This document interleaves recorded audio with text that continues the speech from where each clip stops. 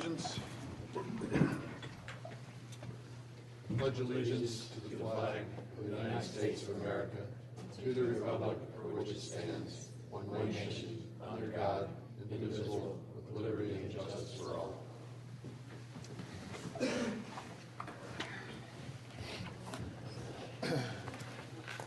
I will call this meeting of the City of Milton Planning Commission to order. This is a regular meeting of the City of Milton Planning Commission. I'm George Ragsdale. This is a 7-member commission appointed by the City of Milton Mayor and City Council and created for the purpose of holding public hearings and making recommendations on rezonings, use permits, concurrent variance applications, the comprehensive land use plan and plan map and other related plans, and amendments to the zoning ordinance. I'd like to introduce the board members that are here tonight. To my left, Commissioner Fred Edwards, Commissioner Paul Moore. To my right, Commissioner Chris Doty, Commissioner Mark Fittner, and Commissioner Joe Kramer. The petitions will be heard in the sequence listed on the posted agenda, subject to revision. I would like to acquaint you with some of the rules and procedures for conducting this meeting. The applicant and all those speaking in support of an application. Getting feedback? Yeah. The applicant and all those speaking in support of an application will be allowed a total of 10 minutes to present their petition. The applicant may choose to save some of the time for rebuttal following the presentation by the opposition. The opposition will be allowed a total of 10 minutes to present its position, and if time remains, the opposition will be allowed to rebut. Since the burden of proof is on the applicant will be allowed to make closing remarks, providing time remains within their allotted time. The Community Development Department staff will keep track of the time and will inform you periodically of remaining time for your presentation. Anyone who would like to speak tonight needs to fill out a yellow speaker's card that are on the table over by the front door and turn it in to staff before the meeting gets started. All speakers need to identify themselves when they come up to speak by stating their name, address, and organization, if applicable, before beginning any presentation. When an opponent of a rezoning action has made within 2 years immediately preceding the filing of a rezoning action that they're opposing, campaign contributions aggregating $250 or more to a local government official of the city that's going to be considering the application, it's the duty of that person to file a disclosure with the governing authority of the respective local government at least 5 days prior to the Planning Commission meeting. A violation of the relevant state statutes constitutes a misdemeanor. Therefore, if you have contributed $250 or more to any council member and you've not filed a disclosure prior to the Planning Commission meeting, the city attorney strongly suggests you have someone else speak on your behalf. Each application has been properly filed with the Department of Community Development. Signs have been posted on each site. The matter has been advertised, and the notice has been mailed to property owners affected by this zoning as required by our ordinances. The Planning Commission's recommendations will be forwarded to the City Council for final disposition. Their hearing will be held approximately 3.5 weeks from tonight on the third Monday of the month here in Council Chambers. The Community Development Department has reviewed each application in conjunction with various agencies and departments as applicable, both internal and external to the city. Their recommendations, findings, and conclusions are here before us in written form, which has been made available to all petitioners and to the public. Demonstrations of any sort within the chamber are prohibited, so please refrain from any applause, dialogue with the person speaking, or any outbursts. I would ask now that anyone who has a cell phone, please turn it off or at least place them on silent. Any remarks that you have should be addressed to the Planning Commission. In addition, the applicant, if they have any materials to submit, should submit them only at the request of the Commission and through the Community Development Department. Any material you wish to be reviewed should be submitted through the Community Development Department, and we'll take it up. Finally, to the applicant, if your petition is deferred per our ordinance, you're required to update or obtain a new sign for reposting. Failure to update or repost will result in further delay. At this point in the meeting, we will open it up for public comment. Anyone who's here that would like to speak on any issue that is not on the agenda tonight, come forward and be heard. I see no takers. I move we close public comment. Second. All those in favor? Aye. Opposed? Okay, carried. We do not have minutes from the January 22nd meeting before us tonight, so we'll have to defer that item to the next agenda. I'd like to entertain a motion to modify the agenda. So moved. Mr. Chairman, I'd like to make a motion that we move U12-01/VC12-07 from first on the agenda this evening to third on the agenda, and slide number 2 and number 3 forward. I'll second that. Okay. Paul, could you also include in your motion moving item 4 under the text amendments up to the first? Yes. First one on the text amendments. Certainly. So, Mr. Chairman, I'd like to amend my motion to include moving number 4 RZ 13-03 up to first under the text amendment discussion this evening. I'll agree with that. Second. Any discussion? All those in favor? Aye. Opposed? Unanimous. Rob, would you call the first item on the revised agenda? Yes, sure. The first item will be RZ 12-17 VC 12-08, Bethany Bend by Arrowhead Real Estate Partners to rezone from AG1 to TR. The applicant has requested for a withdrawal of this item. Based on the fact that it's already been advertised, we will hold a public hearing for this item as well as the second item of RZ 13-01 VC 1301. So with that, staff does not have a presentation, so if you want to, we're here for any kind of public hearing. I do have, the applicant is present, as well as I have one person in opposition Okay. for this item. And just to remind, we'll need to do 2 different motions for these 2 different items, so. Okay.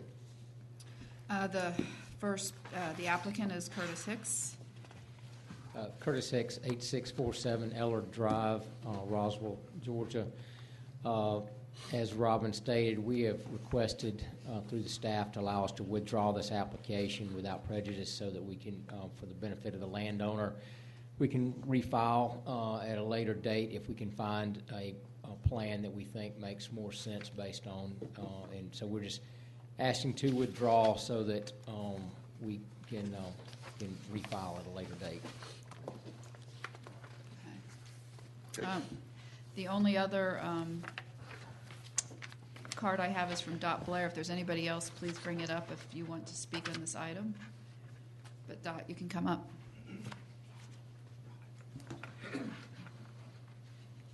Hi, my name is Dot Blair. I live at 13965 Cogburn Road, Milton, Georgia. Thank you for listening tonight, but actually I'd like to address the public rather than the commission. This development is completely inconsistent with the development land use plan in Milton. Why is a commercial and residential development inconsistent with the comprehensive land plan and typical densities found in the area being retained and permitted by the city of Milton? We fail to comprehend why the city would incorporate this designated AG1 lot as a test area within the new visioning incident for the Highway 9 area. How long before Cogburn and Bethany and our neighborhood road cease to be the gateway to the rural heritage we all desire and become instead a gateway to development and commercialization? How long before the city sacrifices your neighborhood to these heritage? If you agree that Milton should enforce its stated vision and maintain a distinctive community, embracing small town life and heritage while embracing its rural character, there's a website for you to go to. Please go and sign. Thank you. That's all I had to say. Thank you. Okay. Anyone else in opposition? We do have one more person just come in. Laura Bentley. Laura Bentley, 2500 Bethany Church Road, Milton. Thank you so much for being here. I know you all spend a ton of time listening to your fellow citizens, and I really appreciate your commitment to serving on the Planning Commission. Many of you were instrumental in the development of the comprehensive land use plan. I live just a stone's throw from this property. When my husband and I bought our 10-acre farm, we came up to City Hall, understood what AG1 was, what it could be, what it could not be. We purchased our land, and we understand what AG1 is. So going forward, many of the folks that are in the room tonight were at the visioning study that was done, and we appreciate the opportunity through our city to have our voice voices heard about what we'd like to see done with that land. I think overall, most people just want us to adhere to the comp plan and the sewer map. So as we move forward, we know that this commission is here to protect our interests, and we appreciate that and would like you to consider that going forward. Thank you. Is there anybody else that wants to speak on this item? Okay. Looks like we have Seeing one no more other person. Public comment. Let's close public comment. Oh, we do have one more person. Oh, sorry. I'm sorry. Nikki? Yeah, you Okay, just speaking on behalf of Oakstone Glen. can you give your name and address? Oh, I'm sorry. Nikki Hazlitt, 330 Stonehill Point, Milton. Just speaking on behalf of Oakstone Glen, the subdivision which directly is adjacent to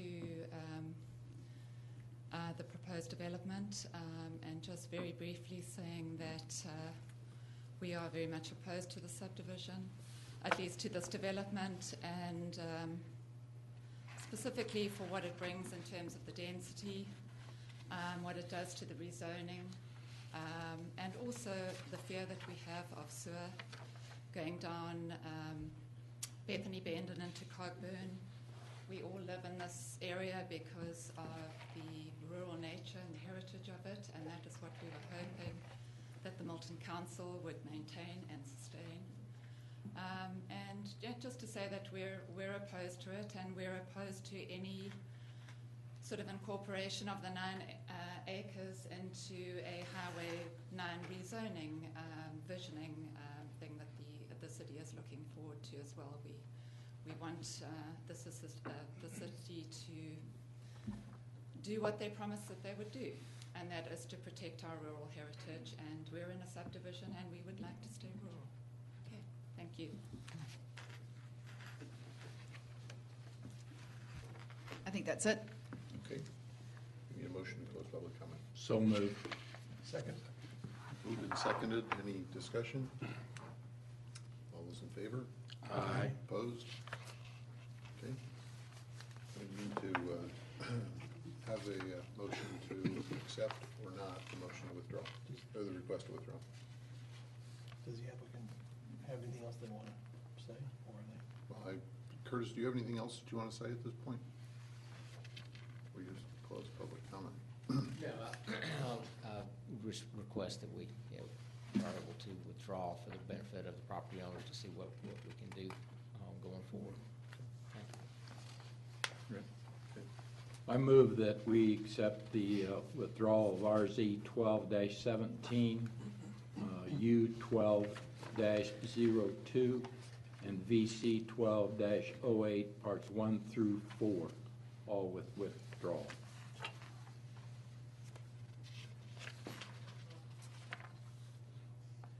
Are you reading from an old agenda?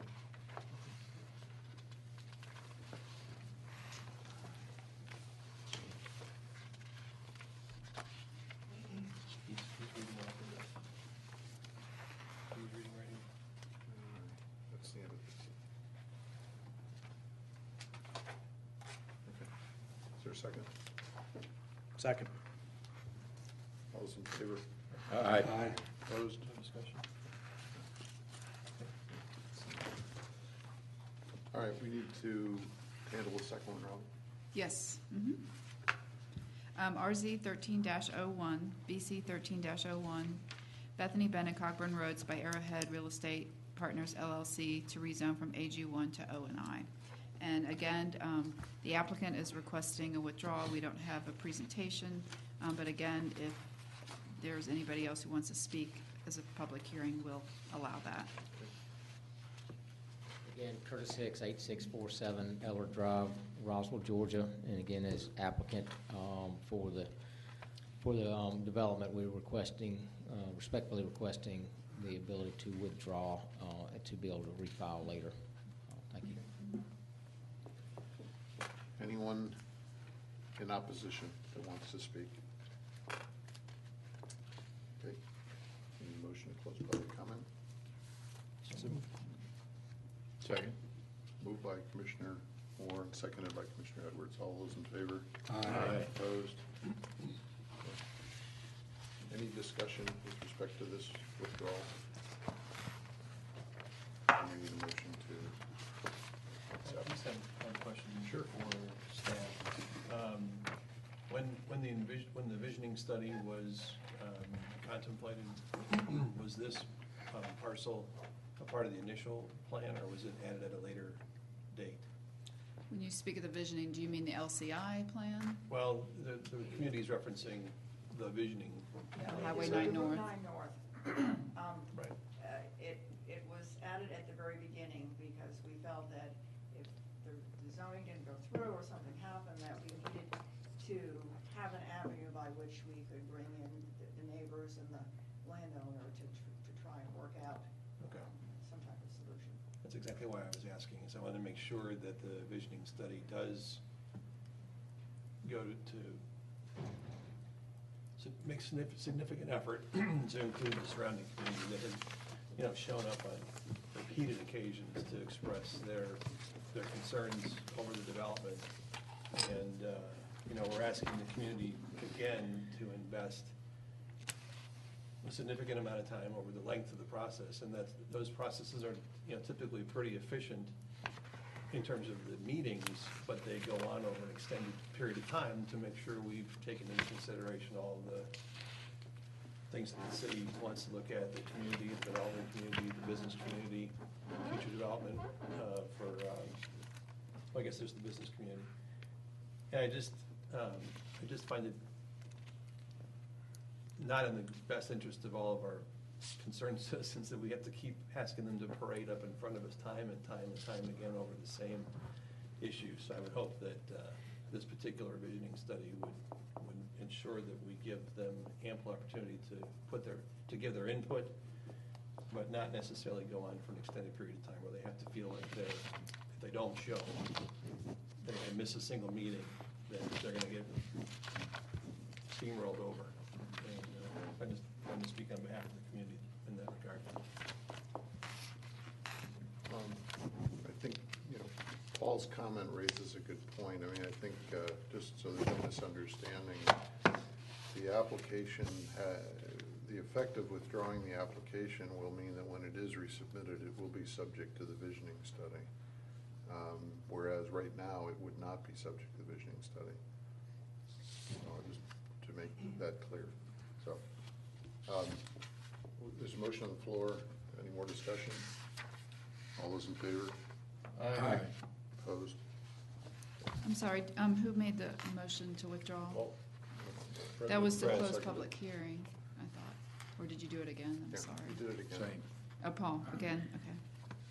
And who seconded? I did. You made the motion to withdraw? Fred made the motion to Oh, I'm allow the sorry. withdrawal, and I seconded the Okay, motion. I'm sorry. Next item, Rob. The next item is U12-01, VC12-07, Hopewell Road. Dean Riopel for a use permit for exotic animals to operate a primate and exotic animal preserve on approximately 20.74 acres.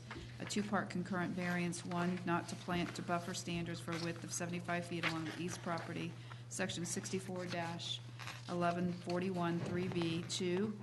Number two, to allow parking between the building and the right-of-way, section 64-1145 6C. The applicant is requesting to withdraw the two-part concurrent variance.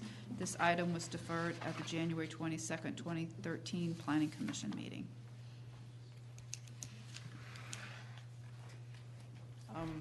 Mr. Chairman, members of the Planning Commission, the application is located at 14325 Hopewell Road, and you have in front of you a site map showing the subject site. The subject site contains 20.7432 acres. It's currently zoned AG1 agricultural with one single-family residence and associated barns and 5 animal enclosures. The applicant seeks a use permit for exotic or wild animals per section 64-1838. Staff recommends withdrawal of the two-part concurrent variances originally requested. The existing zoning of the subject site is AG1. Pardon me. The 2030 City of Milton future land use plan map shows this area to be used in the future for agricultural, equestrian, and estate residential. You have, part of your packet, a revised site plan submitted January 4th, 2013 that includes the boundary and existing conditions. The next revised site plan, again submitted January 4th, shows the topography with proposed improvements. And lastly, the revised site plan submitted January 4th, 2013 shows the tree survey with proposed improvements. By way of background, the applicant has owned the subject property since approximately 1999. For the past 14 years, Mr. Ryapel has been buying, selling, and breeding various types of exotic animals. Copies of current licenses from the Georgia Department of Natural Resources and the United States Department of Agriculture have been submitted to staff. In the summer of 2012, the applicant came to the city inquiring about the possibility of exhibiting his animals to select groups and organizations. It was determined that exotic or wild animals were not permitted within the AG1 agricultural district. In addition, the city attorney recommended the following text amendments be considered that will allow both the possession and the exhibition of exotic animals. 1, a new use permit be established. 2, to provide a definition of exotic wild animals. And 3, to amend the AG1 agricultural district to allow exotic wild animals within this AG1 agricultural district. Pardon me. All 3 of these text amendments were approved by the mayor and city council on October 15, 2012. After the approval of these amendments, the applicant submitted his application for a use permit for exotic animals as per section 64-1838 on November 6, 2012. The original application included a 2-part concurrent variance not to plant to buffer standards along the east property line and to allow parking between the right-of-way and the primary structure. Since the initial application, the site plan has been revised to meet these development standards. Therefore, the applicant is requesting the withdrawal of VC 12-07, parts 1 and 2. Based on the applicant's revised site plan submitted to the Community Development Department on January 4, 2013, revised letter of intent submitted on January 9th, and an inventory of the applicant's proposed exotic animals, staff offers the following considerations. In terms of use permit standards, under section 64-1838, entitled Exotic or Wild Animals.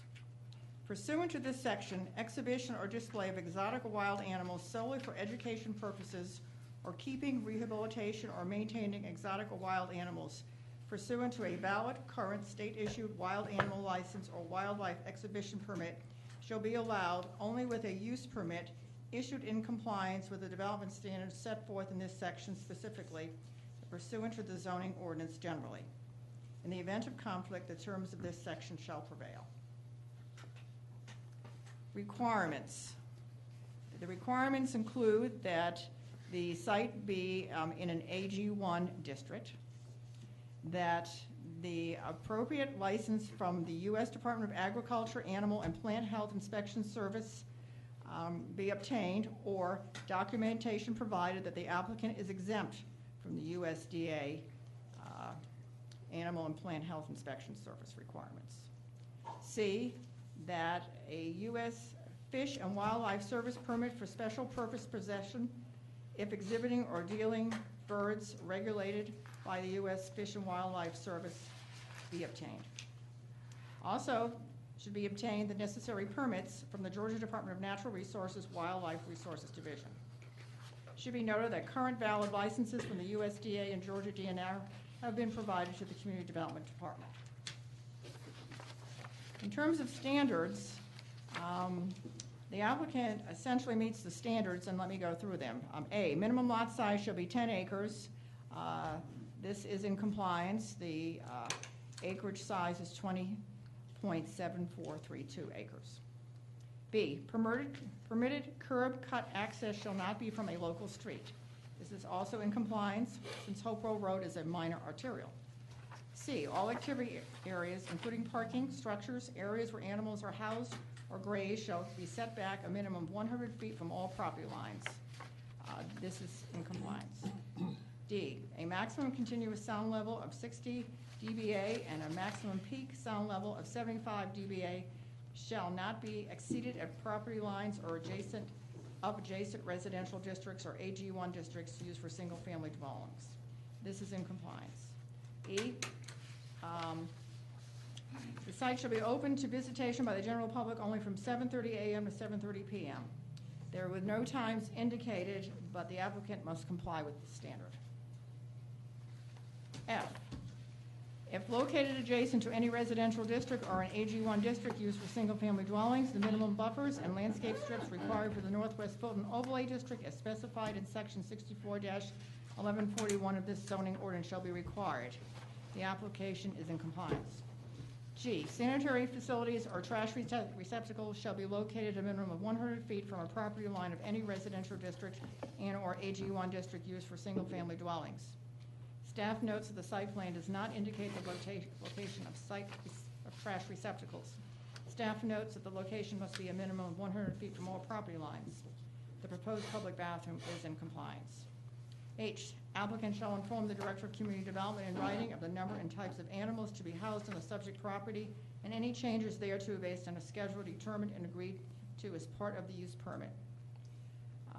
Staff recommends that at such time the applicant submits a change in number and/or type of animals to the Georgia DNR. A copy shall be provided to the Director of Community Development. I, compliance with all requirements of Chapter 5 of the Georgia Game and Fish Code related to wild animals and all rules and regulations adopted pursuant to the authority granted pursuant to OCGA Section 27-1-4. The Community Development Department will rely on the appropriate enforcement agencies to ensure compliance with said requirements. The following exotic animal inventory to be exhibited as stated in an email dated January 15, 2013 from the applicant's representatives. And this is a list of those animals that the applicant will wish to exhibit on his property. Category 1, each primate species, 15. We don't know the exact number of species, however. We just know that the request is for 15 per each of the primate species yet to be defined. Note, the applicant's representative says we will have no larger primates such as chimpanzees and baboons. Under Category 3, they request wolves, coyotes, fox, jackals, for a total of 5. Under Category 8, which is hyenas, request a total of 2. Under Category 9, they request only camels from that category for a total of 3. In Category 10, they request a total of 10 raccoons and coatis. In Category 11, they request kangaroos and opossums for a total of 10. Under Category 13, anteaters, sloths, and armadillos for a total of 4. Under Category 14, mongooses, civets, and genets for a total of 4. The site plan indicates a total of 20 additional enclosures in addition to the existing 5 enclosures on the property currently. Northwest Fulton Overlay District, landscape strips and buffers. Section 64-1141, subsection 1B, requires a 10-foot landscape strip along all public streets. The site plan indicates compliance with this requirement. The Design Review Board requested that evergreen material be utilized along Hopewell Road. This request will be coordinated with the city arborist, and a condition will be included at the end of the staff report. VC 12-07, Part 1, not to plant to buffer standards for a width of 75 feet along the east property, and VC 12-07, Part 2, to allow parking between the building and the right-of-way. The applicant has amended the letter of intent, and the revised site plan submitted on January 4th, 2013 indicates and no longer needs these concurrent variances. Therefore, staff recommends that both Parts 1 and 2 of VC 12-07 be withdrawn. Staff notes that there are enclosures around the cages that are constructed of a chain link fencing that are not black vinyl clad. These must be changed to comply with Section 1142 subsection 8, which states, chain link fencing, except as required along retention ponds, is prohibited from public view. All chain link fences shall be black vinyl clad. In addition, all future enclosures proposed for the site shall comply with this requirement. The site plan is in compliance with the remainder of the development standards for the Northwest Fulton Overlay District and the development standards for the use permit. Should a conflict between these standards exist, the development standards of the use permit shall prevail. Other site plan considerations. Within the subject site, there is a U.S. Soils Conservation Lake number 31, Starnes Lake, and a portion of the site is within the 100-year floodplain limits. The site plan shows there are proposed cages and enclosures within the 100-year floodplain. These types of structures are allowed to be located within the floodplain. The site plan also indicates compliance with the required city and state water stream buffers and non-impervious setback along Chicken Creek and Starnes Lake. Section 64-1838, subsection 2C, requires the exotic animals to be a minimum of 100 feet from all property lines. Staff notes that the applicant also keeps various domesticated animals such as donkeys and dogs, which are not required to be kept or grazed outside of this 100-foot limit. Parking requirements. Within section 64-1410, off-street parking. There are no standards for the proposed use or similar uses to provide a requirement. The applicant has provided a total of 9 parking spaces based on the maximum amount of cars and 1 bus anticipated for the site. The proposed parking area will be constructed of gravel.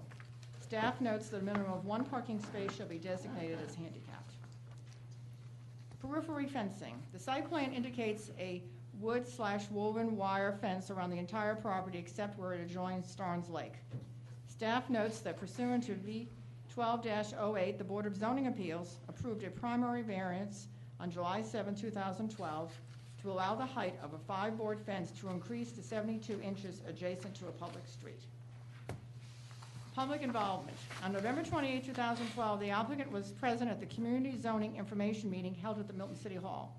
There were approximately 18 members of the community in attendance. Public participation plan and report. Pardon me. The applicant has met the requirements of the public participation plan. The public participation meeting was held on the applicant's property on Saturday, December 1st, 2012, between the hours of 3 and 4:30 p.m. The public participation report was submitted on February 6, 2013 to the Community Development Department. City of Milton Design Review Board meeting, which was held on January 8, 2013, issued the following comments. The proposed new parking area must comply with all stormwater regulations. Parking pad must have enough room for a bus turnaround. All animal enclosures must adhere to state and federal guidelines. Add evergreen screening along Hopewell Road. Owner has agreed to work with Mark Law, the city arborist, to determine the location and grouping and plant type of landscape screening. A building permit is required for the bathroom building. Complete building plans and landscaping plans will be required for review. Numbers and types of animals should be indicated, and the owner agreed not to utilize outdoor lighting. Environmental site analysis. Staff has received the applicant's environmental site analysis on January 17, 2013. The proposed site does not contain wetlands, steep slopes, or sensitive plant and animal species.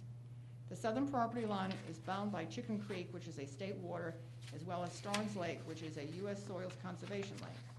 The site plan indicates compliance with the required city and state stream buffers and non-impervious setback. The proposed use will not impact any historical or archaeological entities. City arborist. Existing trees that remain throughout the site, undisturbed buffers shall be required to be planted to buffer standards where sparsely vegetated. Considerations. In terms of use permit considerations. In the interest of the public health, safety, and welfare, the mayor and city council may exercise limited discretion in evaluating the site proposed for a use that requires a use permit. In exercising such discretion pertaining to the subject use, the mayor and city council shall consider each of the following as outlined in section 64-1552 of the zoning ordinance use permit considerations. Staff has reviewed said items pertaining to the subject use and offers the following comments. A, whether the proposed use is consistent with the land use or economic development plans adopted by the mayor and city council. The proposed primate and exotic preserve is not consistent with the intent and following policies of the City of Milton 2030 Comprehensive Plan, which says as follows, that we will encourage development that is sensitive to the overall setting of the community and will contribute to our community's character and sense of place. It also says we will consider potential impacts to air and water quality in making decisions on new developments and transportation improvements, and we will steer new development away from sensitive natural resource areas. The City of Milton 2030 Comprehensive Plan recommends that the subject site be developed as agricultural, equestrian, and estate residential. The subject site is located within the central Milton character area, and the plan further states the following regarding this area. New development should match the typical densities found within this area and should minimize undesirable impacts on surrounding rural agricultural uses. Significant site features such as view sheds and environmentally sensitive areas should be enlisted as amenities that shape identity and character of new development within this character area. Therefore, it is staff's opinion that expansion of the existing use will negatively impact the existing development pattern within central Milton. B, compatibility with land uses and zoning districts in the vicinity of the property for which the use permit is proposed. The additional generated traffic into the property, noise, and inconsistency with surrounding properties may have a negative impact. The proposed primate and exotic animal preserve is not compatible with land uses adjacent and nearby the subject property area, which are primarily estate residential and scattered agricultural uses. If developed in accordance with staff's recommended conditions and the provisions of the zoning ordinance, staff recommends only the raising, breeding, importing, and selling of requested exotic animals utilizing the existing infrastructure on the site, and not the proposed primate and exotic animal preserve, which includes the building of 20 additional animal enclosures. C, whether the proposed use may violate local, state, and/or federal statutes, ordinances, or regulations governing land development. The proposed use may not violate any known local, state, and/or federal statutes, ordinances, or regulations governing land development if approved with the recommended conditions. In addition to land development regulations, the city is dependent upon state and federal agencies to ensure compliance with their regulations as described in the proposed use permit standards for exotic animals, Section 64-1838. At the end of this report is a letter from the Georgia DNR stating that the applicant is in compliance with their current license as of January 7th, 2013. D, the effect of the proposed use on traffic flow, vehicular and pedestrian along adjoining streets. The proposed use should not create congestion along Hopewell Road if approved with the recommended conditions. The required site distance for the site exceeds the minimum required, which is 550 feet looking to the east and 800 feet looking to the west. The Public Works Department has included a condition that if traffic on existing driveway exceeds 29 daily trips, driveway shall be modified to meet standards in the City of Milton Code of Ordinances. Milton Trail Plan is not located on either side of Hopewell Road. E, the location and number of off-street parking spaces. As indicated in the site plan analysis, there is no specific requirements for this or similar use in the zoning ordinance. The applicant has estimated the maximum number of cars and/or buses that may be on the property at one time. The site plan indicates a total of 9 parking spaces which are located on the site for the Northwest Fulton Overlay District. In addition, the proposed parking will be gravel with the exception of the required handicap parking space, which has not been identified on the site plan. F, the amount and location of open space. The applicant's site plan indicates that almost the entire subject site remains undeveloped. Staff is of the opinion that the proposed development will provide adequate open space for the proposed development. G, protective screening. If developed in accordance with the requirements of the zoning ordinance, the existing wooded areas and sparsely vegetated areas planted to buffer standards may provide adequate screening to the adjacent AG1 agricultural zone properties, if approved for the existing use on the property and not for the proposed primate and exotic animal preserve with the additional animal enclosures. H, hours and manner of operation. The applicant has not stated the hours of operation for the animal preserve, but the use permit standards only allow operations between the hours of 7:30 a.m. to 7:30 p.m. Outdoor lighting. The applicant has indicated to the design review board that there will be no on-premise lighting on the site. A condition will be included that will reflect that there shall be no on-premise lighting. Ingress and egress to the property. The applicant's site plan indicates 1 curb cut on Hopewell Road, and the site distance is acceptable in either direction on Hopewell Road. The driveway will be required to be improved to provide for two-way traffic. Conclusion. The proposed primate and exotic animal preserve is inconsistent with comprehensive plan policies and recommendations, some use permit considerations, and incompatible with the surrounding area.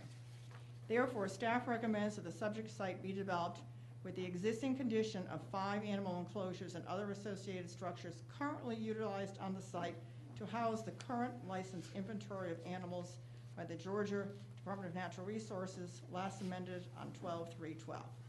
If the site is developed in accordance with the requirements of the zoning ordinance and staff's recommended conditions, staff recommends approval conditional of U12-01 for the existing conditions of the subject site. Alternate conditions are also provided at the end of this report if the mayor and city council so choose to approve the use permit as requested by the applicant. Recommended conditions. If this petition is approved by the mayor and city council, it should be approved for a use permit for exotic wild animals, section 64-1838, conditional, subject to the owner's agreement to the following enumerated conditions. Where these conditions conflict with the stipulations and offerings contained in the letter of intent, these conditions shall supersede unless specifically stipulated by the mayor and city council. 1, to the owner's agreement to restrict the use of the subject property as follows. A, restrict the use of the subject property to allow the keeping, rehabilitation, breeding, or maintaining of exotic or wild animals as depicted on sheet 1 of 3 of the revised site plan received by the Community Development Department on January 4th, 2013, depicting the existing conditions of the site, which include 5 existing animal enclosures and 2 existing barns related to the use on the subject site. The following species shall not be permitted on the site, either temporarily or permanently. 1, the categories of exotic animals listed in Article 6, Division 2 of the City of Milton Zoning Ordinance, Section 64-1, in being categories. And the first category is primates, and no large primates to be allowed. Category 2, and I'm not going to read the Latin words. My Latin's a little rusty, so I'm just going to go right to the animals that are defined. Category 2, prohibited would be lions, tigers, bobcats, lynx, cougars, leopards, jaguars, but not domesticated felidae. 3, wolves, coyotes, foxes, jackals, but not domesticated canidae. 4, all bears. 5, all venomous snakes, all constricting snakes. 6, alligators, crocodiles. 7, elephants. 8, hyenas. 9, hippopotamuses, giraffes, camels, not cattle or swine or sheep or goats. 10, raccoons, coitus. 12, rhinoceroses, tapirs. 13, anteaters, sloths, armadillos. 14, mongooses, civets, and genets. The following species, however, shall be permitted on the site. 9 ring-tailed lemurs, 5 white-headed capuchins, 3 red-ruffed lemurs, 4 albino wallabies, 3 Brazilian tufted capuchins, 1 cinnamon capuchin, 2 spot-nosed guenons, 2 Dabraza monkeys, 2 spider monkeys, and 2 Eurasian eagle owls. To the owner's agreement to abide by the following. A, to the revised site plan, sheet 1 of 3, existing conditions received by the City of Milton Community Development Department on January 4, 2013. Such site plan is conceptual only and must meet or exceed the requirements of the zoning ordinance and these conditions prior to the approval of a land disturbance permit. Unless otherwise noted herein, compliance with all conditions shall be in place prior to the issuance of the first certificate of occupancy. B, at which time the applicant submits a change in number and/or type of animals to the Georgia DNR, a copy shall be provided to the Director of Community Development. 3, to the owner's agreement to the following site development considerations. A, access to the site shall be subject to the approval of the City of Milton Department of Public Works prior to the issuance of a business license, land disturbance permit, subdivision plat, or certificate of occupancy, whichever comes first. Entrances shall conform to Chapter 48 streets, sidewalks, and other public places of the City of Milton Code of Ordinances, or be reconstructed to meet such criteria as required by the Department of Public Works. At a minimum, the following shall apply. 1, if traffic on existing driveway exceeds 29 daily trips, driveways shall be modified to meet standards in the City of Milton Code of Ordinances. 2, driveways shall be modified to provide for a minimum width for two-way traffic. B, to provide a 10-foot landscape strip along Hopewell Road planted to buffer standards. Alternate conditions. If this petition is approved by the mayor and city council, it should be approved for a use permit for exotic or wild animals, section 64-1838, conditional, subject to the owner's agreement to the following enumerated conditions. Where these conditions conflict with the stipulations and offerings contained in the letter of intent, these conditions shall supersede unless specifically stipulated by the mayor and city council. And these, as I mentioned, are alternate conditions which reflect the full request of the applicant. And we list these in case indeed that your body or the mayor and city council should want these. So they're here for your reference. 1, to the owner's agreement to restrict the use of the subject property as follows. A, restrict the use of the subject property to allow the exhibition, display, keeping, rehabilitation, breeding, or maintaining of exotic or wild animals as depicted on sheet 2 of 3 of the revised site plan received by the Community Development Department on January 4, 2013, depicting the existing conditions of the site. 5 existing animal enclosures and 2 existing barns related to the use on the subject site and the additional 20 proposed animal enclosures. B, the following species shall not be permitted on the site either temporarily or permanently. 1, the categories of exotic animals listed in Article 6, Division 2 of the City of Milton Zoning Ordinance, Section 64-1, and being categories. 1, primates, no large primates. 2, no lions, tigers, bobcats, lynx, cougars, leopards, jaguars, but not domesticated felidae. 4, all bears. 5, all venomous snakes, all constricting snakes. 6, alligators, crocodiles. 7, elephants. 9, hippopotamuses, giraffes, camels, not excluding camels, cattle, or swine, or sheep, or goats. 12, rhinoceroses, top bearers. C, the following species and numbers shall be permitted on the site. 1, the categories of exotic animals listed in Article 6, Division 2 of the City of Milton Zoning Ordinance, Section 64-1, and being Category 1, monkeys, chimpanzees, baboons. Each primate species, 15 each species, no large primates. Category 3, wolves, coyotes, foxes, jackal, for a total of 5. Category 8, hyenas, total of 2. Category 9, camels, total of 3. Category 10, raccoons, coitus, total of 10. Category 11, kangaroos, opossum, a total of 10. Category 13, anteaters, sloths, armadillos, a total of 4. Category 14, mongooses, civets, and genets, a total of 4. To the owner's agreement to abide by the following, to the revised site plan, sheet 2 of 3, received by the City of Milton Community Development Department on January 4, 2013. Said site plan is conceptual only and must meet or exceed the requirements of the zoning ordinance and these conditions prior to the approval of a land disturbance permit.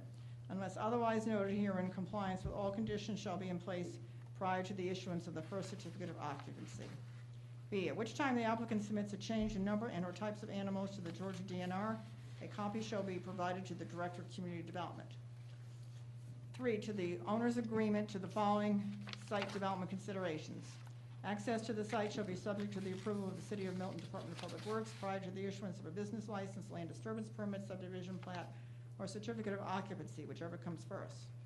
Entrances shall conform to Chapter 48 streets, sidewalks, and other public places of the City of Milton Code of Ordinances, or be reconstructed to meet such criteria as required by the Department of Public Works. At a minimum, the following shall apply.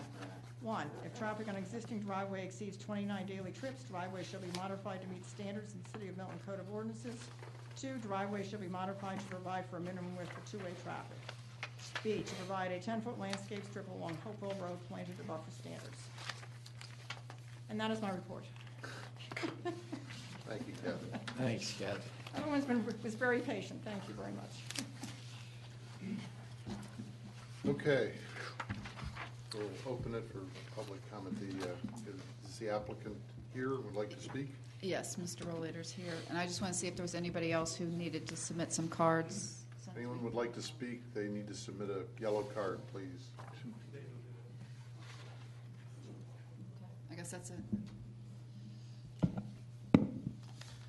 Mr. Chairman, members of the Planning Commission, I'm Don Rollator. My address 11660 Alpharetta Highway, Suite 630, Roswell, Georgia. I'm here tonight on behalf of the applicant. Together with me is David Burry, principal in David A. Burry Consulting, LLC, who is our site planner and designer for this project. Mr. Ripel will not be with us tonight. He had hip replacement surgery on the left side less than 2 weeks ago. He's not exactly ambulatory yet. This is an application for a use permit for exotic animals. It is not a rezoning case. Dean Ripel lives on 20.74 acres on the southeast side of Hopewell Road, north of Red Road. Hopewell Road is the northwest boundary of this property. Lots 1 and 2 of Sunnybrook Farm abut the east boundary. Starnes Lake and Chicken Creek form the south boundary. The Hargraves pasture and uncovered horse ring abut that boundary. Those are the only abutting properties to this property. All proposed improvements are located west of the existing house, which is away from Sunnybrook Farms and away from nearby homes. Dean bought this property in 1999. He has lived there and raised primates and exotic animals there since 1999, 14 years. The use of the property, raising, breeding, buying, and selling exotic animals, was a lawful use in Fulton County and is a legal non-conforming use in the city of Milton. Applicant property owner asserts his legal rights to continue the existing use of the property. Nothing in this presentation or in the use permit application shall be construed in any way to waive, alter, or vary those vested rights to the non-conforming use. Applicant has withdrawn both variance requests for this application. There are no variances requested. This application conforms with the use permit section of the ordinance. The site plan is in complete compliance with the ordinance, as confirmed by the staff in an email dated January 3rd, 2013. Parking has been provided for as required by the ordinance. The parking area is gravel to provide a pervious surface and to avoid increasing the impervious surface on the property. The site plan complies with all city and state stream buffers and non-impervious setbacks. Staff has told you that there is no impact to historical or architectural sites. The use doesn't violate any local, state, or federal statutes. The site distances from the driveway exceed the required minimums. The most important note, I think, in the staff report is that almost the entire site remains undeveloped and will provide adequate open space for the proposed use. The only planned permanent improvements are an approximately 800 square foot restroom and a small gravel parking lot. The use of the property is agricultural. No trees will be removed and no outside lighting is planned. Therefore, this activity will not disrupt existing view sheds nor change the character of the area. In the vicinity, property owners raise, breed, buy, and sell horses, cattle, donkeys, llamas, goats, sheep, chickens, and alpacas.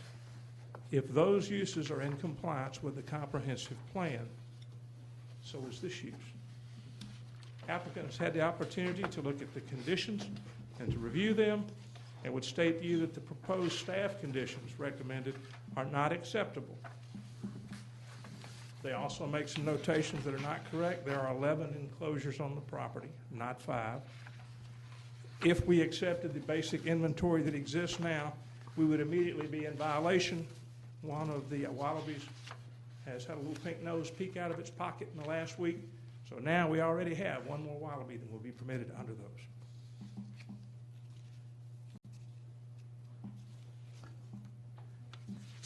We don't maintain at the moment the entire inventory of primates that we maintain on the property during the warm months. During the cold months, some of those primates are relocated to a warmer climate. Some come from tropical and subtropical regions. They don't do well in 28-degree weather. They will return in the spring. The biggest objection I think we have to staff conditions is the expansion of the driveway. We don't anticipate any crowd whatsoever.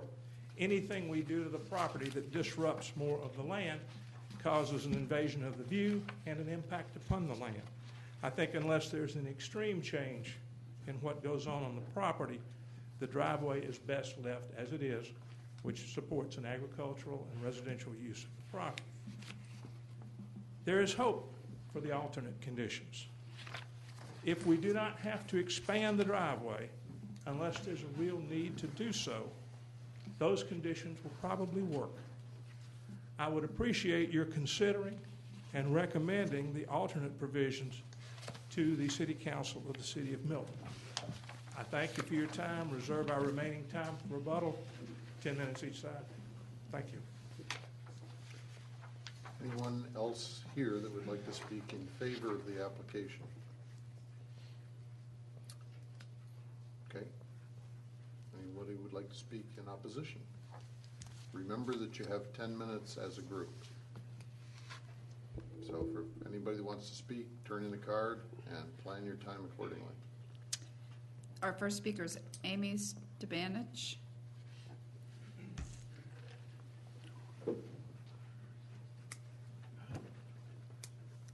Good evening. My name is Amy Stepancic. I live at 810 Fox Hollow Run, Milton. There is a reason why Georgia Code defines monkeys, lemurs, camels, hyenas, and other animals of this type as wild rather than exotic. Exotic implies that these animals are simply unusual. But in fact, animals such as these are truly wild. Wild animals are defined as being naturally ferocious, unpredictable, dangerous, or mischievous. The animals on the property in question are not exotic animals in the sense that they are unusual pets. Rather, they are wild animals that will never be tamed or domesticated, and as such pose a danger to the public. Lemur calls can be very loud and carry long distances. Ruffed lemurs, which are owned by the applicant, use several loud calls and can be heard up to 1 kilometer or 0.62 miles away on a clear, calm day. They exhibit contagious calling, where one individual or group starts a loud call and others within the area join in. There is a huge difference between accredited zoos and roadside or backyard zoos. Accredited zoos exist for the purposes of education and conservation. They work closely with breeding programs such as the Species Survival Plan to increase genetic diversity in the captive population. Accredited zoos are not allowed to sell their animals into private hands. They are not allowed to let visitors physically interact with potentially dangerous species. Roadside zoos operate on a totally separate set of rules.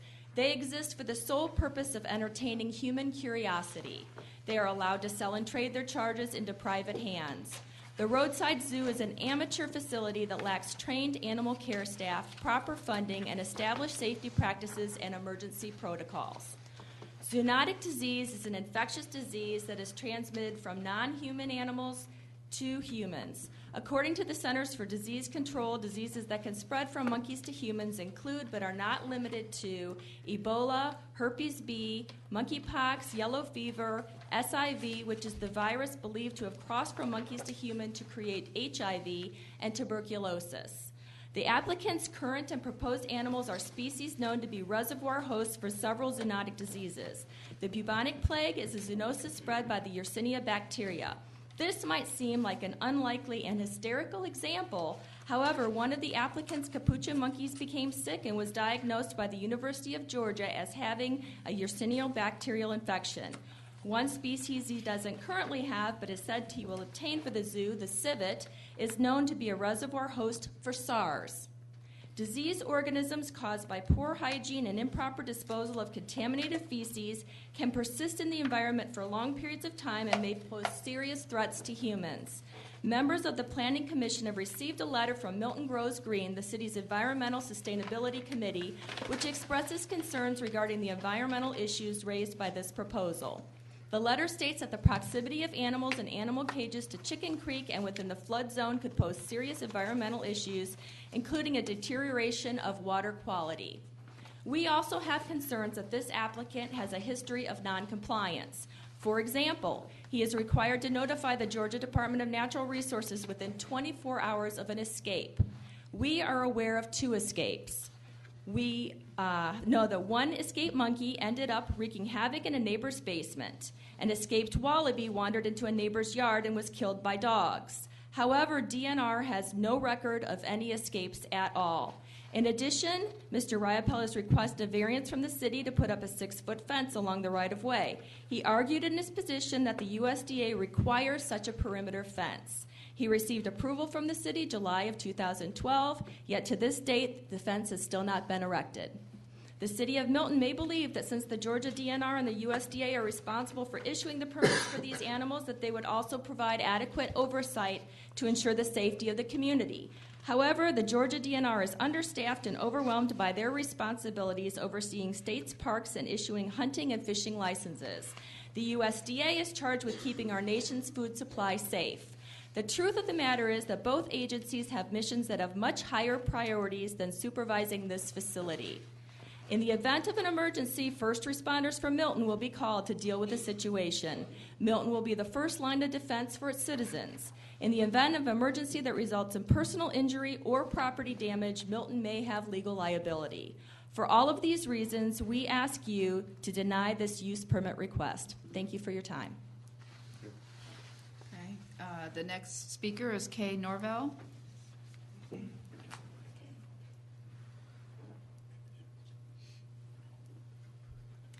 Hello, I'm Kay Norville. I live at 2305 Saddle Springs Drive in Sunnybrook Farm subdivision.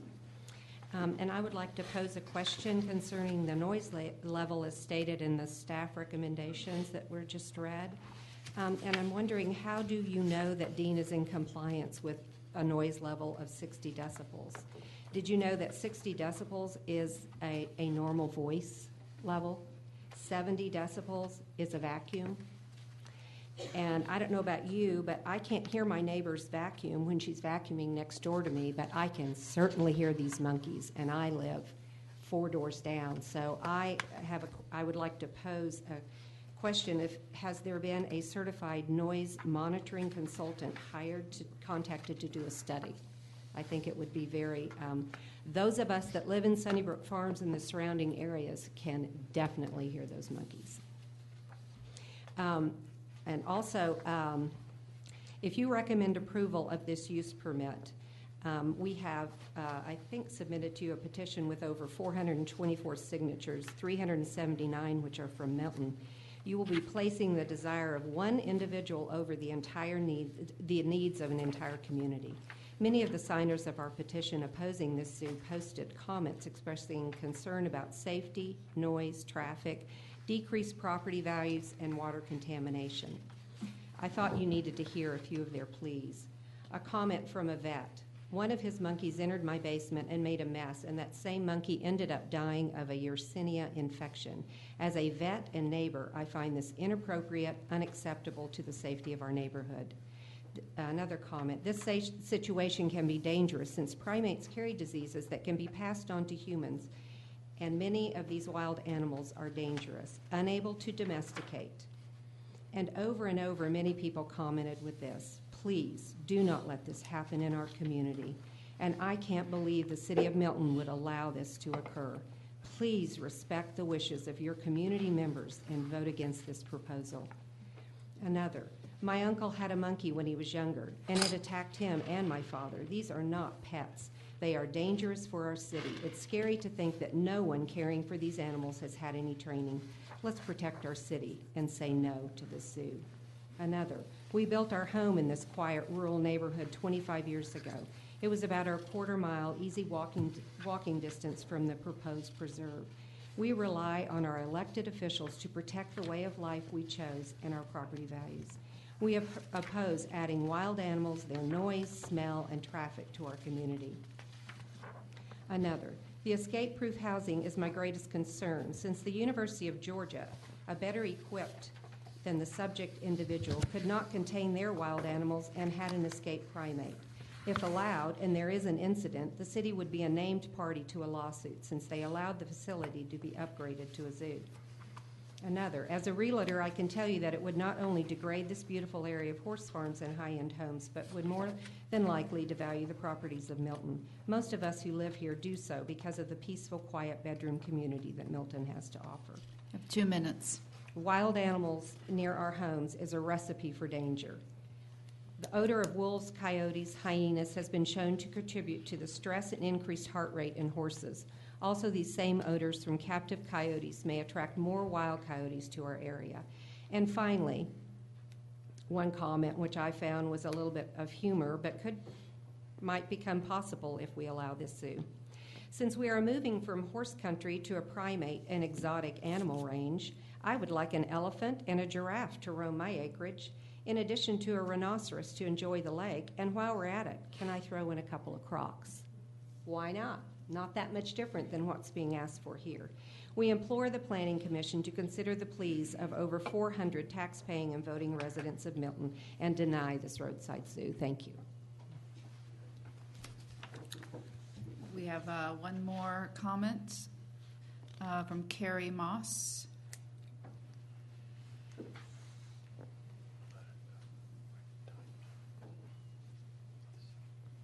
My name is Carrie Moss, and I live at 325 Monteville Lane in Roswell, and I'm here on behalf of the animals.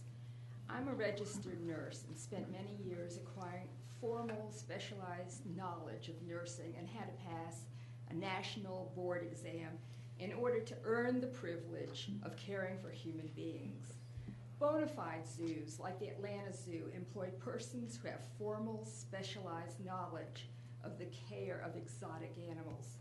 Ask yourselves, when you're vulnerable and in the hospital, do you want your nurse to be a self-taught hobbyist or a specially trained professional? Do the right thing and deny this permit. Give the animals the right to be cared for by a trained professional in an open, transparent environment. Thank you.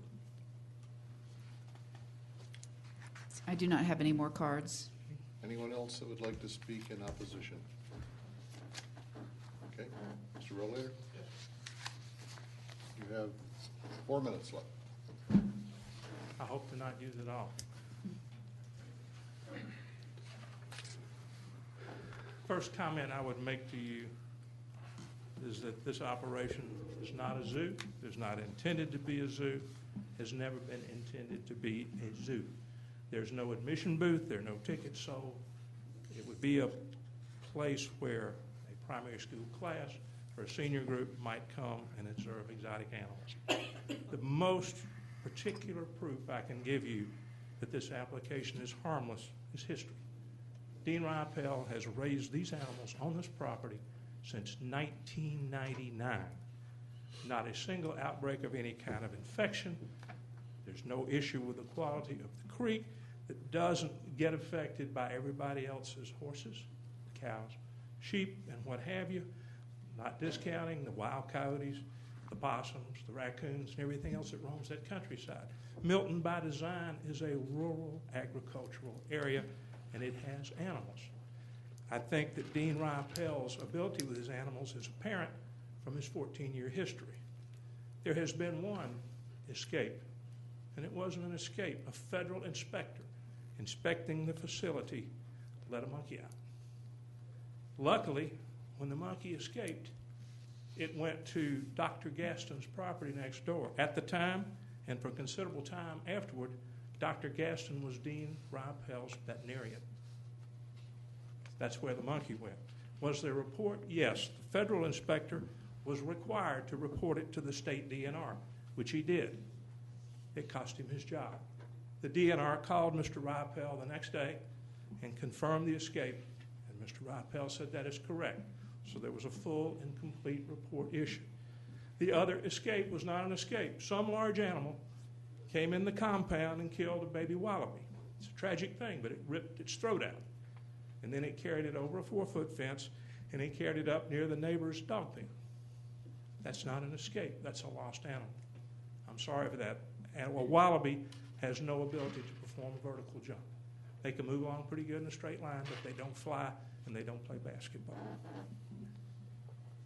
Dean and his 2 children, aged 13 and 11, live on the property. If it was a great health risk, would he put his children through it? I don't think so. It's obvious that he doesn't intend to have aggressive animals on the property, evil animals. We voluntarily struck every type of dangerous animal you could possibly think of. The reality is that he's done this for 14 years, done it well. He's a renowned breeder of primates and albino wallabies, which are extremely rare. And he has 2 big old owls. That's the extent of his group at this time. You created an ordinance to allow people to do exactly what he's doing. Now that the city council and the mayor have seen fit to enact that ordinance, Mr. Ripel simply requests the opportunity to do his exotic animal. A minute. Thank you. Facility that will also be in compliance with your new ordinance, even though he doesn't have to because he's a non-conforming use. It'd be nice to let the school kids and the seniors and other people see these primates. If you have questions, I'm happy to answer them. Otherwise, we thank you for your time. Anyone else that wants to speak in favor or in opposition? We need a motion to close public comment. So moved. Second? Moved by Commissioner Kramer, seconded by Commissioner Moore. Any discussion? All those in favor? Aye. Opposed? Okay. Questions for staff? I have one quick question. The requirement that USDA license be submitted, is that on behalf of the applicant? Is the applicant required to have a USDA license in the applicant's name? Yes. Okay. Or whoever the owner of the property is, yes. Well, which Well, I is, mean, of the- which is it? Yes, of the applicant, yes. Okay, thank you. A question, what's that? In one section, you say the following species shall not be permitted, and you have the raccoons and the mongooses. But then later on, as alternate condition, you say they can be there. So if we're saying they can't be in the city, how can we say they can be there? Am I missing something? Well, there's two different sets. So like under the staff recommendations, there's certain animals that we're requesting to be not permitted at all. And then under the alternate conditions, which is basically what the applicant had requested, there's a difference between those two. Because there's certain animals that we did not want, but then there's certain of those that we didn't want, there's a few that they have requested. So Robin, just to clarify, then the alternative conditions were those that were proposed by the applicant, not by staff? That's correct, yes. Okay, that was not clear. The first is the staff report. Okay. Thank you. Art, anything else for staff? Chris? Yeah. No, that answered mine. I have a question for staff. On page 27 of 32.2B, at which time the applicant submits a change in number and/or type of animals to the Georgia DNR, a copy shall be provided to the Director of Community Development. So that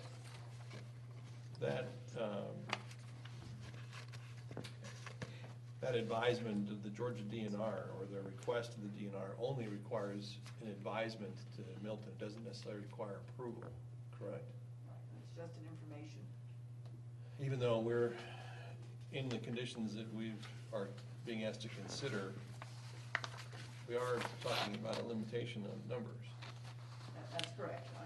Under the use permit, we are limiting the number and types of animals. And then any changes that go to the DNR would come to me for information. And clearly, if it was inconsistent with the use variance that was given, the use permit that was given to him, then that would come out at that point. Okay, so that's where the We would dots notify him of get being connected. consistent. If he's asking for expansion of a number of, from 3 to 5, and we limited it to 3 or 4, the additional numbers would be denied by the city of Milton, or he would have to come before That's all right. of us He again would have for to come for an consideration. amendment to his use permit. Okay, thank you. I think I had another one, George. This is a staff question. We've talked about the driveway should be modified to provide for a minimum width of two-way traffic. And I think at some point in here it talked about that the parking pad needed to accommodate a bus. Has the driveway contemplated the turning radius of the buses, where does a two-way traffic width accommodate the turning radius of a bus? I think that all that would have to be reviewed by the Department of Public Works first.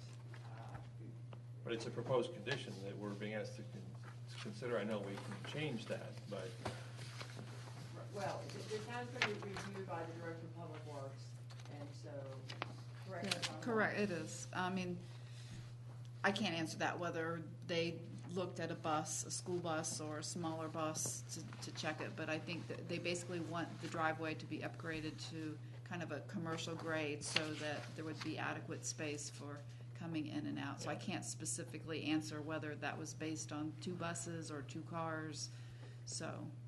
Robin, let me jump in, because I'm confused.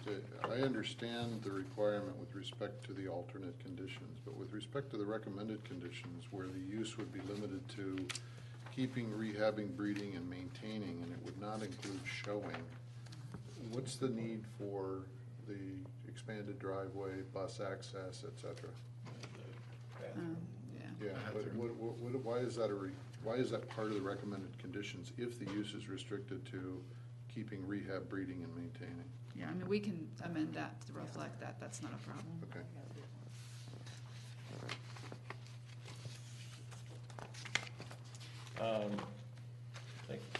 In keeping with George's question, it may be moot because of George's question just now, but that, I don't recall where it was, but the statement that the parking pad needed to accommodate at least one bus in the turning radius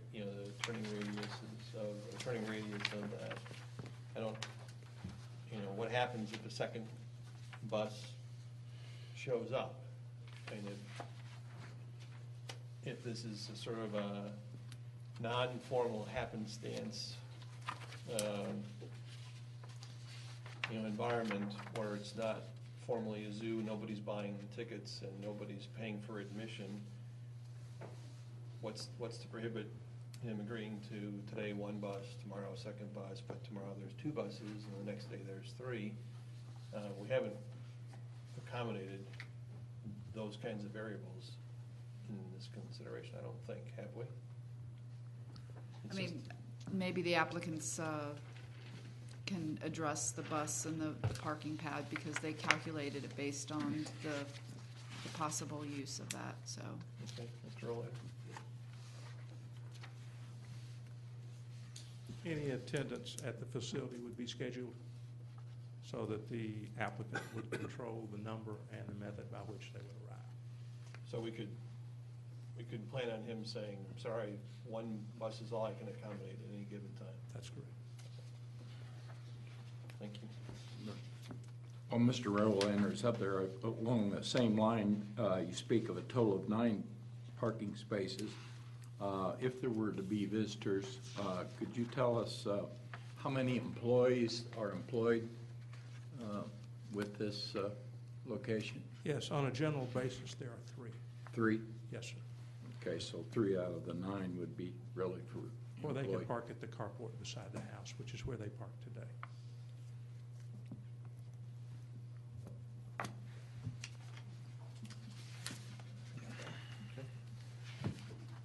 Questions? I've got a question that's kind of partly staff, I guess, and partly the applicant. Mr. Rollator, we have your drawing, your applicant's drawing that, from what I can count, only shows 5 structures. Can you help us understand where the ones are that are not shown? I can give you 2 explanations. The original drawing for this application, which was not prepared by Mr. Burry, was not prepared by me, I can't speak to the veracity of. I can tell you that when Mr. Burry first observed the site, what he found were 5 cages in one spot, 2 behind the house, which made 7, and 4 which were located close to or within the setback buffer against Dr. Gaston's property. Those 4 have been relocated. So that's the number I get, Mr. Burry, if you would come up, since you were the person who went there and observed it. Well, the drawing I'm looking at is Mr. Burry's drawing. I think it might be because they count the cages as enclosures, and that would be, I mean, I looked at it as a full building instead of You'll Okay. see the, like EE7, there's the barn, and then there's 3 Okay. enclosures, quote unquote, and Mr. Burry can confirm that. But there are only 5 distinct separate structures. That's correct, yes. Okay. Okay, questions for the applicant? Fred? Well, I asked mine out of turn, so instead of staff. No, I said Mr. Rolander answered mine Okay. on the parking. Paul? The only other remaining question I have for the applicant is, staff makes an assumption on hours of operation for the intended availability to the public. Do you have any more concrete hours of intended operation? I don't think that we would maintain the maximum hours. I think that we're certainly amenable to any recommended number of hours. It certainly doesn't infringe on anybody's free time. I would look to the planning commission or the city council to make that final decision, but we don't need 7:30 to 7:30. The other question I would have for you, Mr. Rollator, is at any point in time since 1999, has Mr. Rypel had hyenas, camels, raccoons, coatus, civets, Anything wolves, besides primates? wolves, And owls. coyotes, foxes, or jackals? No. May I explain to you briefly how that came up? Yeah, that was my question. What's the? I would be happy to do that. We received a call from staff right before this was getting ready to go to hearing last time, and they said, you have to tell us how many animals and what types you want in the future. And my first reaction was, heck, I don't know. So with a great deal of attention to detail, first I sent them a letter, and I said the precise number of each species to be housed in the future cannot be determined at this time. Applicant will be happy to reach an agreement with staff as to the maximum number. Then I received another call, no, we got to have numbers. So in the space of about a 1-minute phone call, I called up Mr. Rypel and I said, I'm going to read down these potentially non-offensive categories and you give me some numbers. And that's where they came from. No better explanation than that. Shot in the dark. So as far as the alternate conditions, if we struck all those and you could come back up here and request a modification to your use permit, you'd be fine with that? And just kept it at primates? I need primates, I need wallabies, I need owls, birds, that's about it. Okay. I mean, I explained to you how it came up. Yep, I apologize to you, but that's how it happened. We had about that long or reach an automatic deferral, and we won't do that. Okay. Chris, anything else? All right. Mike? No. I guess in all the years, have you had any complaints, things, anything like problems? Until in that this time? application was filed, we had never received a complaint. The one monkey that the inspector let out went to Dr. Gaston's house, who was our vet. Took about a day for him to be discovered. He was discovered, Dean went over there, and Dean and Dr. Gaston captured the monkey. The monkey had not done any damage to the property, substantial damage. It sounds like he readjusted some paperwork. I don't know what his reading materials were, but that was about the extent of his invasion. Other than that, we've never had a complaint. Joe? Yeah, Mr. Rollator, who is Masquerade Exotic Animals LLC? It is an LLC that's owned by Mr. Rypel. They are not the applicant? Same thing, he owns the company. No, it's not the same thing. It's the applicant is Dean Rypel. That's correct, and he owns Masquerade Exotic Animals LLC. Okay, but we have no evidence that that's the case here. There's no address on here, there's no name on here, just Masquerade Exotic Animals. You mentioned before about the not being able to comply with the alternate conditions because you can't control the numbers and you use the case of the wallaby giving birth. How then can you control all these other categories, the maximum numbers that you said were there, or how can the applicant? We control the maximum numbers of the types of animals that we have by the maximum number of breeding pairs that we permit on the property at one time. The number of animals on that property varies substantially during different times of the year. The head count in late December, early January, early December is far different than the head count in June. Mr. Rypel has had a substantial number of primates on this property for 14 years, but can he control it? Yes. If you say you can't have any more than, say, 15 of a particular type of capuchin monkey, he knows he has 10. He doesn't breed but 2 pairs. If he gets any more than that, he moves the monkeys away from there. So it's controllable. Well, but before you said it, you couldn't comply with the alternate because you couldn't control the numbers of No, animals that are going to be the there. number listed in the staff conditions is less animals than we have presently. They're not all on the site, but these are animals that were on the site, that will be on the site in the future. And it's what he's been permitted to have as a legal non-conforming use. So the fact that of a certain day there were so many animals there should not be controlled. What he can manage and control and is reasonable, I think is what we're looking for, and that's why we have informed you that we think that the alternate conditions are probably acceptable. One other question. On the conditions, in your email, you said that you're going to have the applicant is going to have no larger primates. I don't know that larger primates is a term of art, but how do you differentiate between a not larger and a larger? I understand. I think, and I'm not a zoologist or a biologist, that there are definitions of small, medium primates and large primates. I think we all understand that large primates are orangutans, chimpanzees, the great apes, animals like that. I would tell you that the largest animals we have average 19 pounds. So that's big as they're going to get. But So- I think if you define it as small and medium primates, that's a term that would be understood. Well, how about a rhesus monkey? We don't carry rhesus monkeys. No, Wouldn't but do that. But They would may that be weigh- prohibited? Well, they weigh 35, 40 pounds. I don't know that they're prohibited, but it's not an animal that we'd want to have. That's a CDC animal. Okay. That's it. Question real quick, just because I don't understand some of the stuff on the wild animal license that the state of Georgia issues, where it states that, the license is valid only for the animals listed on inventory on file, and an amendment to this license must be obtained before Georgia resident holders may acquire additional animals. So does that mean different types of animals, or is it just if he wants to have more wallabies or capuchins or whatever, does he have to modify If he wants it? to add more exotic animals that are permitted, he would have to re-up his permit. That permit was done, I think, the first week in January. Right. First or second week, so that's what was on site at the time. So different types of animals, or just different quantities of the same animals?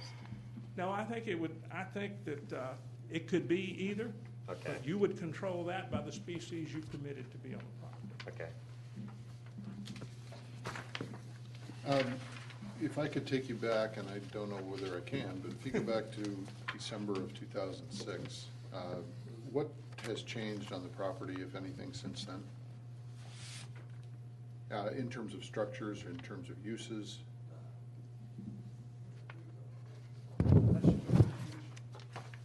Basically, since 2006, the only things I'm aware of, and I can't speak perfectly for Mr. Ripel, are that 4 cages that were located near the Gaston property have been relocated.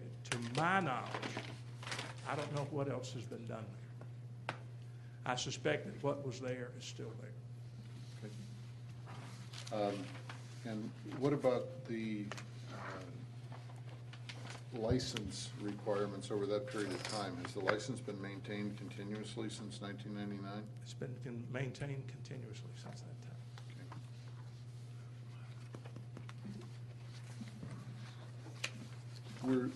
If we go back again to 2006 and coming forward, what have the uses of the property been?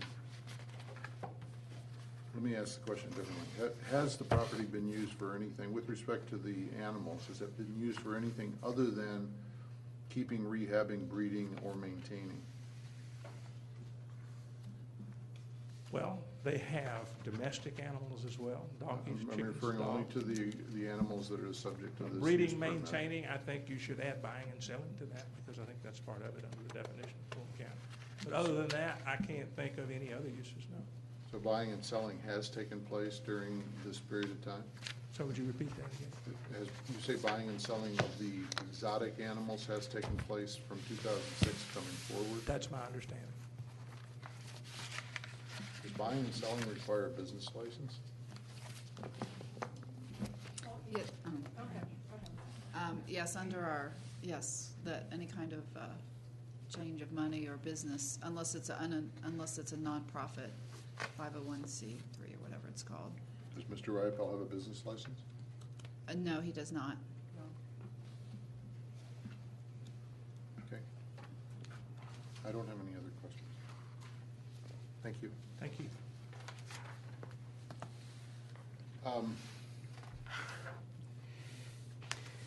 We need to either introduce into the record or somehow reflect the fact that the city attorney has rendered an opinion on this. And for the sake of the audience, is this document, it was not put on the website, was it? Not on the website, but I distribute it to one of the main neighborhood. Okay. For the sake of the audience, I'd like to just read two sections out of this. The city attorney, the attorney for the city of Milton has weighed in on this, and I just would like to read into the record 2 points out of his analysis and his opinion. First, you've heard some discussion about what is called a nonconforming use. Under our under Milton zoning code, a nonconforming use is a use that was lawful before the ordinance was adopted. So, for those of you that have been here since the inception, the city of Milton was formed in December of 2006. A nonconforming use would be a use that was lawful prior to that time. Whether it's lawful now under city of Milton's ordinances is not the issue there. So that's the first thing. Second thing, the city attorney, after analyzing the situation, concludes as follows, that the operation may continue to operate as a legal nonconforming use as that method of operation is defined in the Milton Code. Therefore, it may continue to operate as it legally may continue to operate as it did in 2006, immediately prior to Milton coming into existence, and the intensity of use may not be expanded or enlarged. The site of the operation may not be reconfigured or moved to another location on the parcel, and the use may not be discontinued for over 12 months without this nonconforming entitlement being lost. Mr. Rollator, I know that you have seen a copy of Mr. Gerard's analysis and conclusion. Do you concur?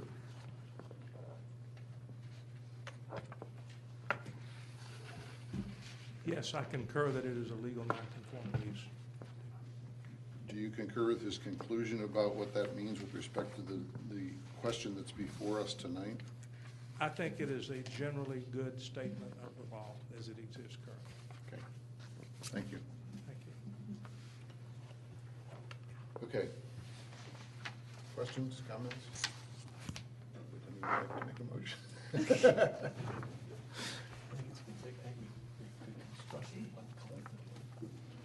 George, do we need two motions, one for the withdrawal and one for the? That's a good point. Why don't we do the withdrawal first, since there doesn't seem to be any issue with that. Why don't we do that? Who would like to make the motion on the withdrawal? Anyone? Oh, sorry. Sorry, there's two portions of this. One's the use permit and the other are the variances. And what was suggested is that we need to have a motion with respect to both. And since both the applicant and the city recommendation and everyone is in favor of the withdrawal, apparently we thought we would deal with that first. I recommend we approve the withdrawal of the two-part concurrent variance contained in U12-01 and VC12-07. I'll second that. Okay. Just for clarity, the U12 is the use permit, so that the variances are captured in the two-part variances are in VC 12-07. Parts 1 and 2. Any discussion? All those in favor? Aye. Opposed? Okay. Joe, you want to keep going? You're on a roll. I'd like to make a motion that we recommend denial of U12-01, VC 12-07. Is there a second? Second. Okay. Discussion.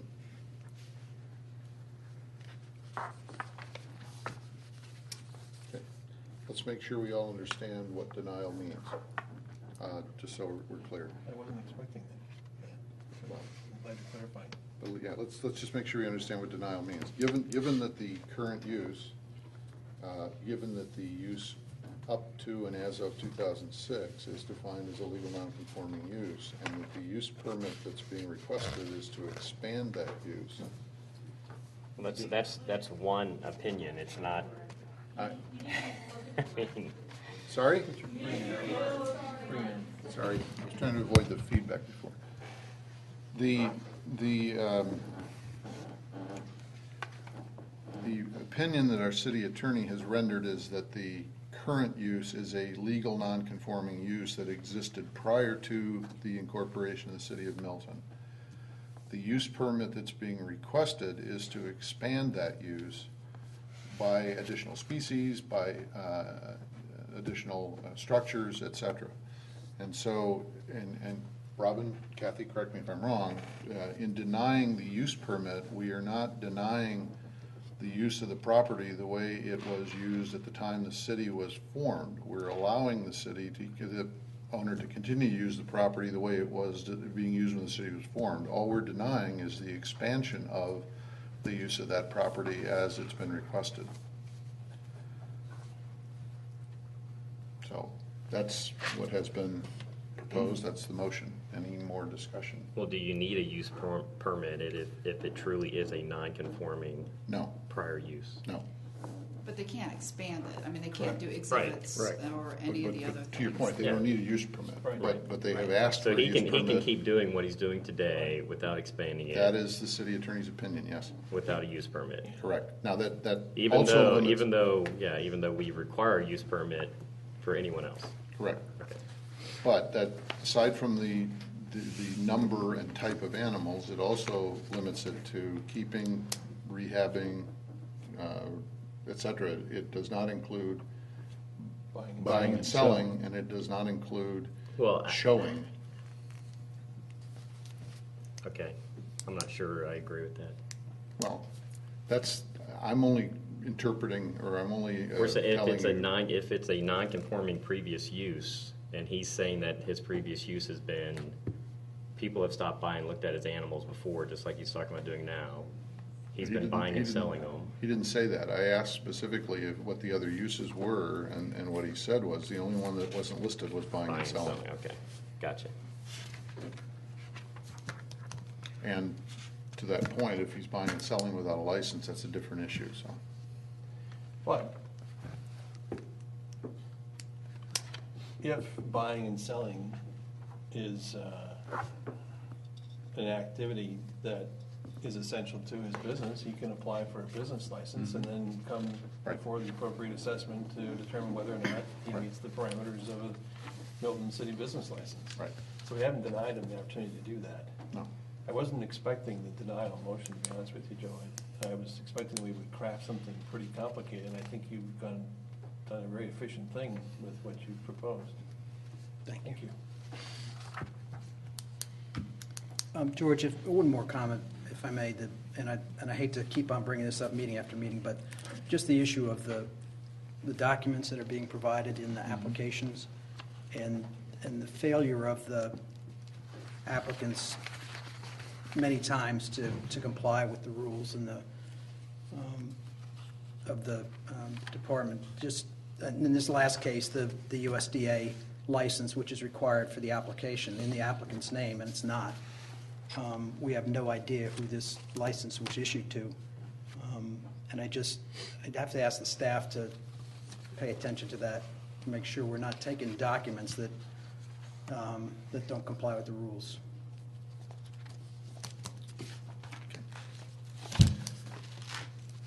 Are you guys comfortable that we're not missing anything? We did not see these licenses until after we. I don't mean with respect to the Oh, I'm licenses. sorry. I mean with respect to the motion. I mean, there are obviously a number of conditions that you had recommended. But I think if we, by denying it, restrict it to as a non-conforming use to the way it was being used before, most of the conditions that you've proposed become moot. Are there any that you feel are still relevant?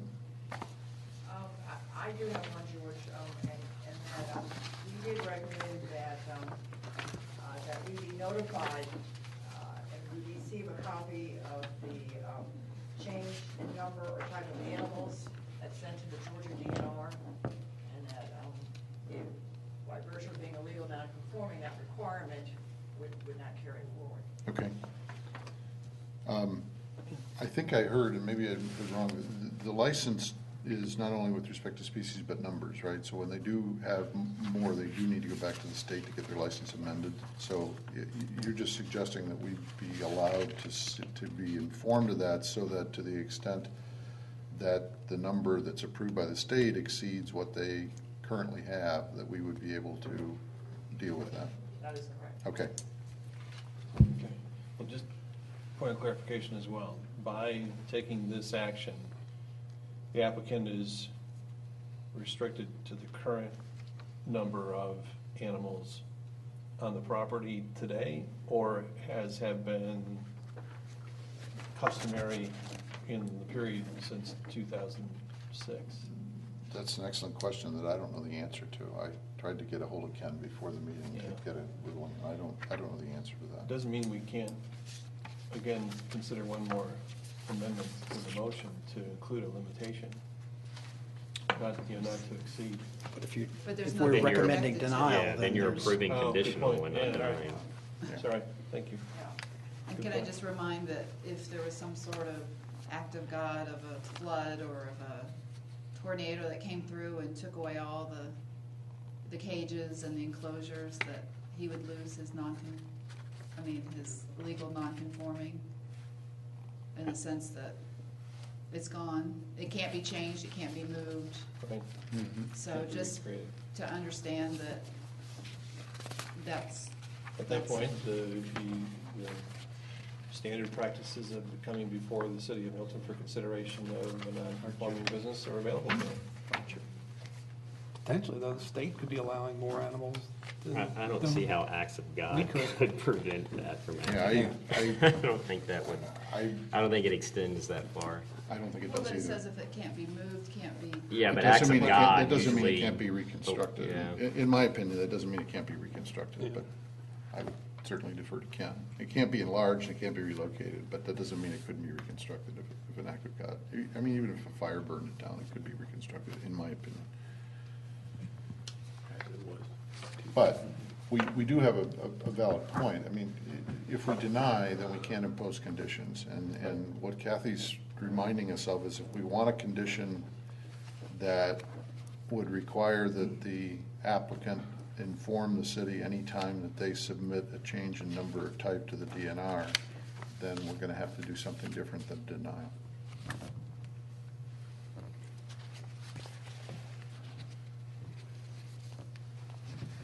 So, unless somebody has a better suggestion for how we can. Well, incorporate George, I mean, it seems fairly clear what the rule is, that he can't expand the use beyond what he had. If he does that, then he's in violation of our ordinances. So, that's no different than, seems to me anyway, that's no different than anybody else that has to abide by the rules. Yeah, I think the question is just being informed when that happens is what Kathy's asking for versus having to monitor it to find out. What's the But purpose again- of being informed? To require that he then remove whatever is in excess of what he's been approved to have, I guess. Well, but if code enforcement is available to do their job and they have a historical listing of the animals, they could. Well, it's a public license, they can pull it down off of. They can pay a visit to the Yeah. site and see if he's compliant with code. It just means it's a happenstance or it'd be an additional activity we're asking the code enforcement staff to conduct, but that's not out of the ordinary, I would think, for adding additional conditions to their requirements. Call the Wildlife Resources Division, they can perform an audit, I'm assuming, as well. They probably do. Again, assuming if they have the time. Okay. Any other discussion? Good. before we vote, the one thing I guess I would say is, I think before this, regardless of how we vote, but I think before this goes forward to council, we need to get Ken to clarify what or how we're going to define intensity, or how we're going to define at what point is the measuring point for the number of animals that's allowed, because if we're going to try to hold them to that, we're going to have a number. Okay, the motion on the floor, it's been made and seconded. Any further discussion? All those in favor? Aye. Opposed? Opposed, Mark? Yes. Okay, one opposed. 5 to 1 and 1 not here. Okay, thank you.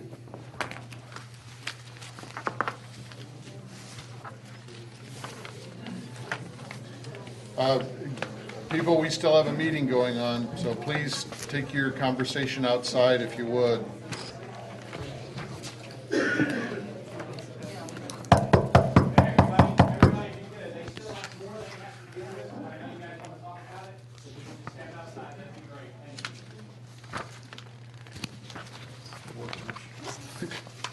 Thank you. Thank you. Robin. Okay. Caleb's here somewhere. I saw him. He Uh, was in the back. Yes. There he is. Next item is RZ 13-03. I'm sorry. To delete Article 7, Division 5A, Deerfield Plan of the Highway 9 Overlay District, and concurrently adopt a new Article 20, Deerfield Highway 9 Form-Based Code.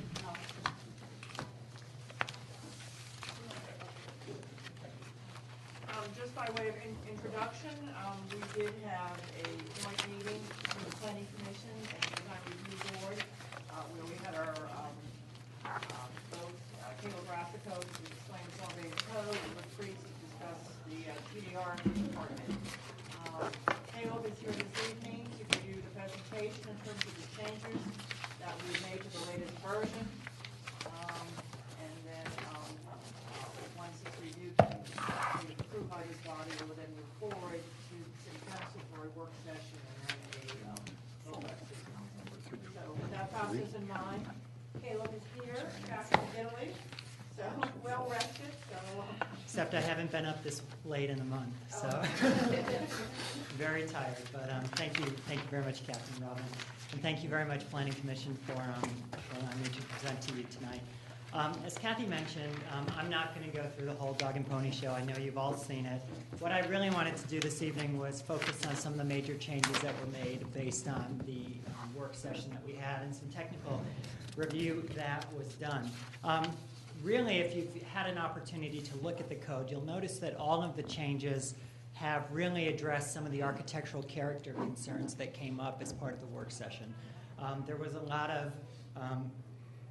were a lot of comments about the need to beef them up and furthermore to create additional standards for single-family type housing. And so that has really been what the changes before you tonight focus on. One of the first set of changes is to create a series of different regulations for different building types. Commercial mixed use and apartments, which are really your higher density building types, a set of regulations for townhomes, and then a set of regulations for the single-family housing. In terms of the major changes to the commercial and mixed use, which you may recall was previously mandated, we have come up with some additional architectural standards based on the feedback. This would create provisions for how do you treat building facades. It creates a maximum contiguous area of blank walls that could be provided as a by right condition, and then says that if a building doesn't front a park or a street or a public parking area, that there would be standards created for how that side panel is treated, but that would be subject to warrant, so that it would be something that would be worked out with the community development director, the city architect, and then very importantly, the Design Review Commission, Development Review Board as part of that initiative. So those are reflected in 416.4. As part of also thinking about the building facade, we heard a lot of people tell us that we need to think about how to incorporate some additional architectural standards for the overall massing of the building. There was some concern that by not calling out in greater detail how to break up the facade, we could end up with buildings that really don't meet the vision of the LCI or the aspirations of Milton. So we created a series of additional standards, as shown on this slide, that talk about percentages of building facade reveal or setback variations in buildings that are 50 feet wide or less. In addition, we created additional provisions that say that if a building is over 200 feet in length, you have to break up the facade in other ways in addition to varying the setbacks. You actually have to treat it as if it is a series of smaller buildings, again, reminiscent of sort of that Main Street type of setting and not feeling a monolithic environment. And that's over 200 feet, which would allow you to do a fairly large office building and still have a single tenant look, but if you did more than that, you'd have to break it up. In addition, we had talked, as you may remember, at the work session about coming up with some standards about how the building is broken up vertically. So in addition to horizontally, which I just mentioned, we came up with provisions for making sure that buildings have a base, meaning essentially a first floor that has some architectural variation from the upper floors. We created two types of building compositions, if you will, one of which is called a two-part facade, one of which is called a three-part facade, and came up with standards for how that would be treated. Now, when those general principles are actually applied to a building, you can see from the photos before you that it does give a very broad range of architectural detail. In this image here, the buildings on the left are really three-story buildings in a two-part facade. There is a base, and then there's a two-floor upper portion. However, if you look at the buildings past that, in the further distance, you can see a base, a capital, and then a top. So you are allowed to do a little bit of variation in how you treat it, but the idea is that you can't have a monolithic blank wall. This is another example of how you could treat a three-part facade in a more modern architectural type. This office building has a base, it has a brick shaft, and then it has a metal capital. So again, it would be a three-part. And then, of course, that arrangement can even be applied up to taller buildings. And you may recall that taller buildings are proposed near Georgia 400.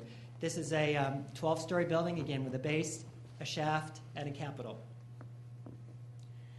One of the other things that we created standards for was further design characteristics for the windows of buildings. And if there was one element that is really important to defining the quality of development, it really is what the windows look like.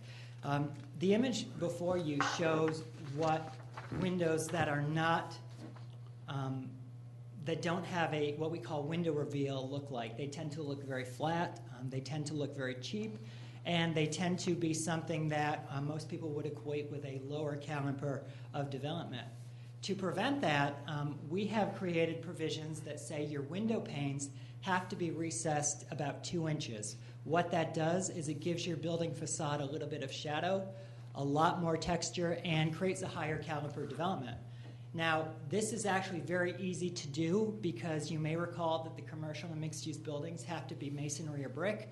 So structurally, you can accommodate that very easily within the building typology. In addition, we created some additional standards that talk about window tinting, making sure that the first story, which is where you're going to interact with the people that are entering it, have to be fairly transparent glass. And then, of course, also at the first story, making sure that building foundations are treated in an architecturally compatible manner. So these are all new changes that were not in the previous version.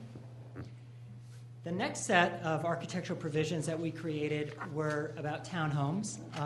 We created standards that pulled in percentage of glass in townhomes, no more than 3 identical adjacent townhome units. But then we also said that if you were a townhome development that was in a higher intensity transect zone, meaning within Deerfield, within portions of Highway 9, you could elect to develop your townhome building in more of a commercial or mixed-use aesthetic. So we wanted to recognize that some townhomes are going to look more commercial than others, and created a potential to do that in the T4 and T5. Again, trying to focus more on form than particular use. And then the final set of revisions, and really the bulk of the revisions, focused on single-family standards. What I did was I looked at a couple of other communities that we have worked in, and I said, what are the basic single-family standards that are not going to mandate a particular architectural style, which is what we did in Crabapple, but rather are going to assure an overall quality of development. What we ended up coming up with were lists of appropriate materials, brick, stone, clapboard, true hard-coat stucco and shingles. We also prohibited certain materials, vinyl, synthetic stone, dry stack stone, and very importantly, talked about how those other materials, board and batten, clapboard, and the like, would have to be treated. After materials, we came up with provisions that focused on building foundations. Again, foundations have to be designed as a separate building element. They must be poured concrete, and they must be faced in materials, stone, brick, or the like. We came up with standards also for windows, which again are equally important in single family as they are in other types of development. Absolutely identical to what I talked about in the previous uses. And then finally, on this slide, we also came up with some standards for chimneys. Chimneys are, again, one of those things that can really make or break the quality of the development. And so we said, if you're going to be doing single family here, you can't have clapboard chimneys. Your chimneys must be brick, stone, or masonry. And very importantly, they have to be compatible with the architecture of the building through a separate provision in the architectural standards. And then finally, as part of the single-family regulations, we came up with some standards, very basic, for stoops and porches. Stoops and porches facing the street can't be enclosed or screened in. They have to have columns that are a minimum of 8 inches wide, a fairly sizable column that is compatible with higher quality development. And you have to have enclosed risers, again, wanting to avoid lower grade single-family development. And then finally, came up with some very basic standards for roofs. You cannot do a flat roof. You must do a pitched roof. They have to have a certain pitch ratio. And then very, very, very importantly, to creating single-family quality, you have to do eaves, which will really result in the type of development shown in the image at the top right, where you have porches with wide columns, you have a lot of window reveal, you have very substantial eaves, and you have certain materials, versus the image at the bottom right, which is a single-family house with vinyl, which would not be and is not permitted, with very little overhang, with very, very flat windows and lack of reveal, and then very importantly, columns that are under 8 inches. So I thought this would be a great example of what the sort of end result of those provisions could be. Caleb, would you mind going back a couple slides? I want to just check a picture that you included. I won't know where it is until we get to it. One more, please. There. Single-family picture up on the top. You just noted a moment ago, cannot include flat roofs, and yet. Well, in this one, actually, there is a. It says that. Remember, we said the townhomes. Yeah. In the T5 and the T6, which are only Deerfield and portions of Highway 9, if you want to, you can design a single-family building as a more mixed-use or building typology. So that's what that was intended to show. That would be permitted. Okay. That is only there because, again, one of the things we want to allow over time is perhaps the evolution of buildings to change. And in this area, as long as they are compatible with the design features, we felt that it would be appropriate. Okay. Well, I mean, I didn't know whether you wanted to wait till you were through or not, but you're almost through. Why don't you go ahead and finish? Yeah, and actually, the only other revision I made, George had asked for a map of some of the TDR sending sites, and you may recall. No, I didn't. That's what I was going to say. What I asked for was that there's a reference in the text to the area north of Bethany Bend, and all I asked was that area be shown since it's specifically referenced in the text.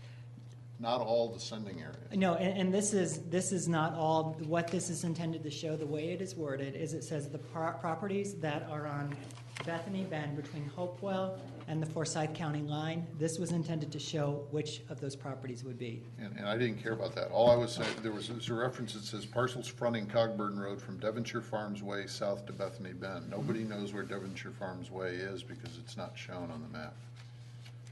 Oh, okay, I'm sorry. That's all I was asking Okay, for. okay, I'm Yeah. sorry. Well, No, I agree with you about not showing all of the other ones. It was just that one that was Okay, I'm sorry. specifically called out. so we will make sure we label that. And those were really. For edification, those are the other sending areas, but Yeah. the recommendation was not to include those. But actually, Devonshire, whatever it Farm Way. was, Yes. was actually on that map. I know, but it wasn't on the one that he had before. Yeah. So we'll make sure that we add that in there. And those are essentially the changes. Okay, questions, comments? I'll start. If I go, just for the sake of argument, if I go back to that picture that Paul just asked you to look at, and I want to make sure that I'm, Small business, it looked like. well, I want to make sure I'm not misinterpreting, but as I read what you proposed, Caleb, in 14.16.9H, which is the very last section of that, I would say that those roofs on, if we're talking about the upper picture, are not visible from the street. The roofs, I would say that the roof on that upper picture is not visible from the street because it's it's hard, sloped. it's actually taken from the street, so it's. That's what I'm saying. The roof is sloping away from the street, so the roof itself is not visible from the street. That's correct. So when I look at H, it says that the roof shall have a pitch of, but it doesn't apply to roofs not visible from the street. Yep. So a flat roof would be okay in that context if it's not visible from the street, is the way I am interpreting that, which I don't think was the intent. I mean, flat roof, I shouldn't say that, flat roof is prohibited, but something less than 5 on 12 or greater than 12 on 12 would be acceptable if it's not visible from the street. And so that picture there, to me, would be acceptable the way it's written, whereas it may not be something we want.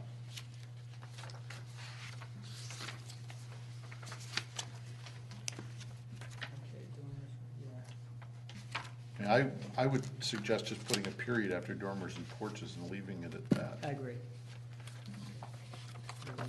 So note that.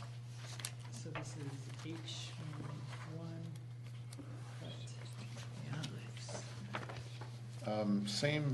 Same section, still in 14.16.9, C4. Why is dry stacked stone prohibited? It is prohibited without, it was an aesthetic consideration. I mean, it's not indigenous to the area. This is not a historic district. But by providing mortar, it does have a better quality. I mean, we've got any number of examples of dry stacked stone in houses all over the city already. Without mortar? Yes. Okay. Well, then tell me to remove it. I can't. Well, that's me personally. I mean, I don't personally like dry stacked stone, but I don't see that it ought to be prohibited. Yeah, George, I had the same issue. Well, by putting it back in at this point, does it change the aesthetic that you guys are after? No, I don't have much issue with it personally either, but if it changes a particular aesthetic that you're trying to achieve. We're not mandating a style. It was just one of those things that, I had to come up with something that was better than what we had, that wasn't sort of the crabapple, very specific. And that's one thing that personally as a designer, I find that can be somewhat, can look very cheap if it's not done right. Yeah, well. I personally would not prohibit it. I would allow it. Doesn't mean that the architect has to choose it. Oh, no. Yeah, so. I mean, I agree with prohibiting vinyl and aluminum siding. Right, definitely. The last one that I had in this section was in G. And I want to make sure that I understand the intent, because this doesn't talk about stoops or porches being on the frontage as opposed to the rear. First, it says a stoop or porch shall be provided. I don't, pardon me?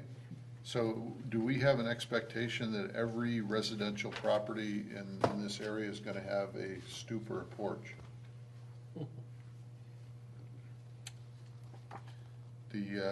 The upper left-hand corner in the drawing we still have in front of us has neither. And that is a single-family home that is designed according to the mixed-use standards.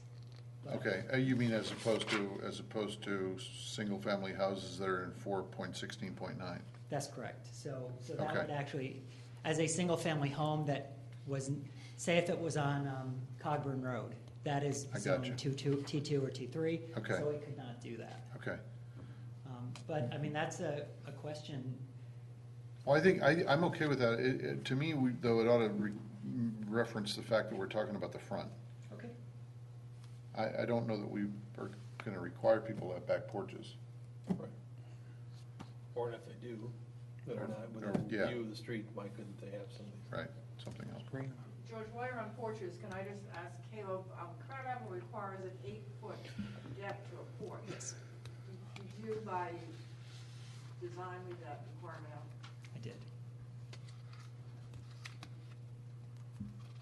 Yeah, stoop could be 1 foot wide. Stoops, there is a, Yep. let me go to it. There is a, in the definitions of the frontage type, which are the fronts that are adjacent to the street, which is chart number, let's see here. Actually, Kathy, I stand corrected. Chart number 8, which is the private frontage, it does say that a porch must be 8 feet. Where are you, Caleb? Table number 8. Page 40. Got it. So if you look at number B, letter B, which is porch and fences, it does say porch shall be 8 feet deep in that Okay. one. And then the stoop must be at least 30 inches deep. Okay. So there's a sizable landing area at the top and not just a step that goes into the building. Okay. But it doesn't have to be covered. It doesn't have to really be anything other than provided on the front. Right. One last one in that same section, and it goes, you had another picture there that had the chimney in it. In the case where the single-family residence was done exclusively in hardy plank, let's say, what would you be recommending be the materials of construction or the exterior for the chimney? We have put on here brick, stone, or finished stucco. So hardy plank, as shown at the bottom, would not be allowed, even though if the whole house was hardy plank. You're going to have to start from the base up, wouldn't you? Absolutely, for the entire chimney structure. Yeah, I'm just saying, it would not be allowed as hardy plank the way this is written. That's correct. Yeah. Okay. That's a good thing. And stone doesn't have an R in it. No, it doesn't. I'll make sure It's in the text too, it's Okay. not just in your PowerPoint. I didn't have anything else. Anything for it, Fred? Yeah. I didn't see that until it went up on the screen. I didn't have any other questions, so. Fred? Well, this, and again, going through all this, do we have a comfort level, for whatever that's good for, that meeting all of these criteria in this Deerfield overlay, are we going to be able to meet the financial part of this relative to someone moving or building or a developer, that they could come into this area, build what we've asked for, and do it for the type of thing I think we're after in single-family homes and such? I would say yes. We're doing it in Crabapple with much Well, I know. stricter architectural Right, I controls. understand it. That's why I asked the question. And we're making it work. Okay. These are not as strict as Okay. Crabapple, but they do give us some guidelines so that we can get some good design in architecture. Right. And Right. Doesn't refute. Yes. But we're making it work in Crabapple, I think very effectively. Well, at the one meeting, that's what Kathy, that's kind of an overtone that I heard was, guys had made it, so I don't know, I couldn't, the name, whoever it was, said, I probably couldn't even move in there and meet all these requirements. So now that's, no, it wasn't, no. I would say that every developer that has come in, that we've satisfied, Okay. without an exception. I would add that it's evidenced by the fact that it appears you had ample choices for depicting these, from other parts of the country or other locations around the city of Illinois. Yeah, I mean, We know there are some other successful designs like these within a stone's throw of Metro Atlanta. I am very sensitive to the builder's concerns. I mean, we do private development work, and what I tried to come up with was the minimum things that would not add significantly, which is why I recommended allowing hardy plank. Right. I recommended not having requirements, for example, in Crabapple that talks about the beading on the roof of the porches. It doesn't really matter. Yeah, I saw a definite difference, if you will, but again, looking at all of it, just wanted to make sure that we felt comfortable. The most expensive provisions are really going to be, they're probably going to affect the big box stores and the big retailers if they come in. They are going to have to do more architectural character than they would otherwise have to have, but for single family and townhomes, I mean, these should be very. That's okay. We'll stay with single family. I just have one question on 4.16.9C6. When you do talk about the hardy board and artisan series hardy board, you're talking specific products. That's a product name as opposed to a type of siding, is it not? Yes. That's true. We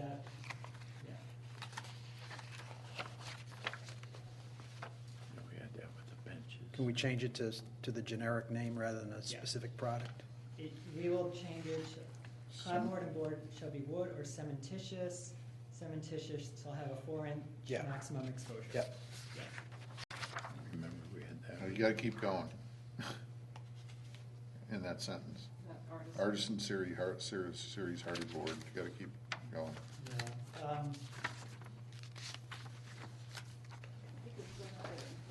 It's in Crabapple. That's one of the things Lou Hollander gave. Let me find what exactly that product is and utilize it.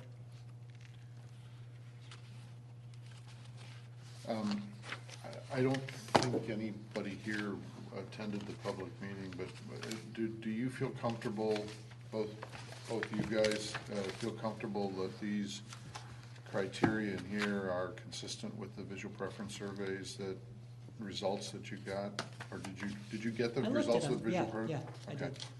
I felt that they were. Okay. I only had one other question, Kayla, I skipped it on. Back on 14.6.4, you made reference to the new language that said facades over 200 feet in length shall incorporate a major articulation at least every 200 feet of facade length. Yes. 24. Sorry, I'm on page 24. Should there be some requirement of proportionality or something there? I mean, I tend to interpret things literally, but if I had a facade that was 210 feet long, this would allow me to put something at 200 feet and have 200 feet and 10 feet, which is not what we'd want, right? Yeah, that's a great point. What would be advisable is, I think the minimum module you would want, if you think of an old Main Street building, it's probably 25 feet as a minimum. So I will add language about that. Okay, thank you. Page 12. I didn't have anything else. Joe? Nope. Mark? Chris? No. Fred? Paul? What would you like us to do, Kathy? Send this forward for the city council with the changes we've discussed, or what? I don't remember what time schedule you're on. Should we? I would like you to do that as amended this evening with all the amendments. Okay. The idea is to move it through the planning commission and onto the city council for their action. Okay. So I would like your recommendations. I will, excuse me, I will note that, let me make sure before I speak. Okay, no, fine. Okay. Do we have a motion to recommend it to City Council as amended? So moved. So moved. Paul moved. Second? Joe seconded. All those any discussion? All those in favor? Aye. Opposed? Unanimous. Good job, Caleb. With Caleb's. Yes, yes, with all of Caleb's Very changes. good job. And I'm sorry, I literally have not stayed up this late in a month, so. Where have you been? I mean, I know you've been on vacation. I was in Italy for 3 weeks, but I got back last week and I've just been falling asleep at these, so. George. I didn't have that problem. Oh, George, can I ask, Caleb's the one who created the apartment use permit, so I thought if you would desire to move that text amendment Sure, up, but so in case since you have since there's questions. no public here, that, no. We'll have to have a motion to change the agenda, though. That's fine. We're gonna do it right, so. RZ 1305, the apartments, I thought since Caleb was here, then we could deal with that. Number 6. Yeah.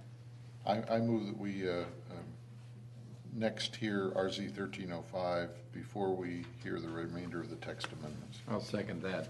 All those in favor? Aye. Opposed? Okay, go for it.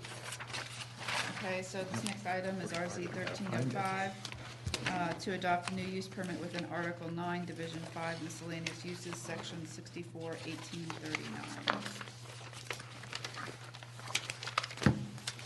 So basically what this was actually under the Crabapple form-based code, apartments were permitted, is a permitted use under certain transect zones as well as in the proposed Deerfield Highway 9 by use permit, but we didn't have a use permit, so we're kind of catching up with that issue. So that's why we're here tonight to discuss it, and Caleb had put together finally a set of development standards. So if you have any questions. And again, this is a use permit that's a public hearing. It's not administrative, so. Oh, sorry, sorry. Yeah. So these are the criteria by which we would issue a use permit for apartments. And we need to put this into ordinance.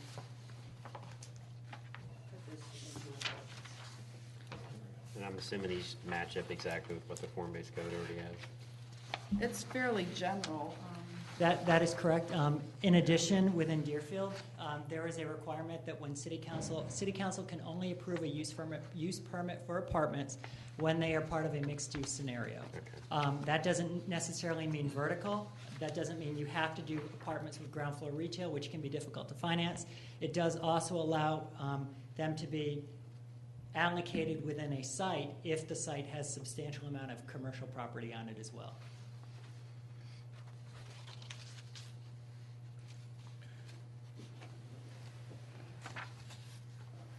I guess my only question, it may just be my misreading of it, but as we talk about outdoor amenity spaces, I think that what this is saying is that those spaces that would otherwise be available only for the occupants will be counted as part of the outdoor amenity space, and not that all outdoor amenity space with apartments are available only to the occupants.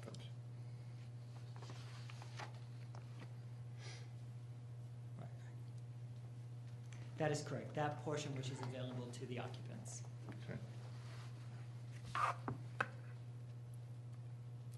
Probably should say shall incorporate outdoor and amenity spaces for occupants or for the use of occupants provided on the lot. Yeah, I just want to make sure that we're not, because it's an apartment, we're not restricting the amenity space to use by the occupants. Yeah, I mean, it could be open to everyone if it Yeah. needed to be.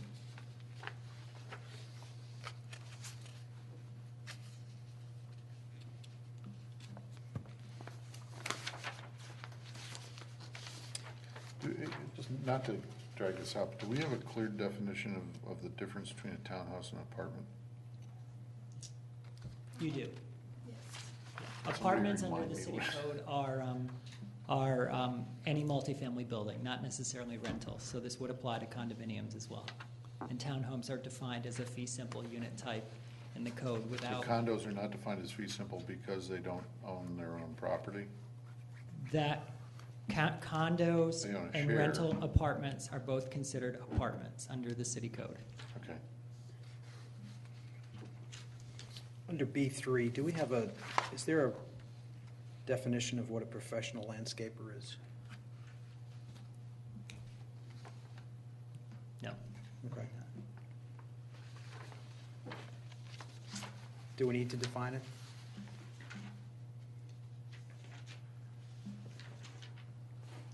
We could, we have it open right now. If you want to add another definition, we have it open for fencing, so. Is I'm not- licensed? I mean, are- That's what I was going to say, a license. Or we could just say it in here, a Yeah. licensed landscape, yeah. Yeah. Does that that'd do be it? better. Yeah. And under 5, we talk about disposal of refuse. It says disposal arrangements should be responsibility of the apartment owner. We talking about the apartment building owner? Or their renter.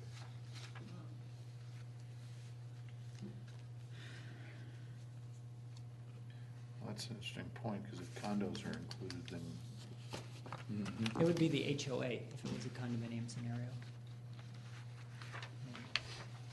Or could we say, or HOA? Yeah, but it's not apartment, it's the apartment building owner. You don't need the apartment owner. nobody, well, yeah, the apartment owner is the apartment building owner. But the condo Opposed owner, to it, the condo yeah. owner's Condo not, would be a condo, yeah. Right, yeah, okay. Because Yep. the condo technically owns the building. But yeah, that's good, apartment building owner. And then on 7, similarly, it talks about the facilities have to include an automatic washing, clothes drying, or a wash and dryer shall be installed in each dwelling unit by the apartment building owner.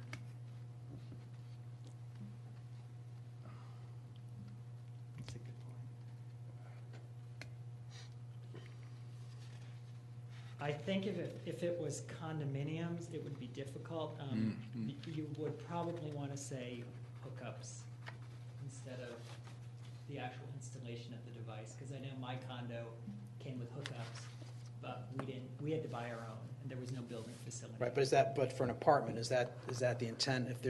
If the landlord doesn't provide the washer and dryer facilities, then they have to provide a hookup? That's correct. So the apartment owner has to. Yep, when the plan comes in, I mean, that would be shown on the plans the city approves, is there's either a common laundry room, or they would include in a note that every unit shall have a washer and dryer. So should we insert hookup? Hookup. Yeah. Okay.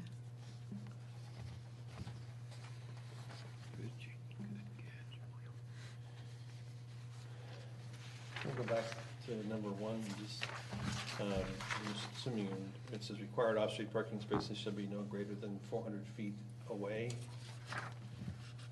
as measured along the pedestrian walkway from the door. Yes, that's correct.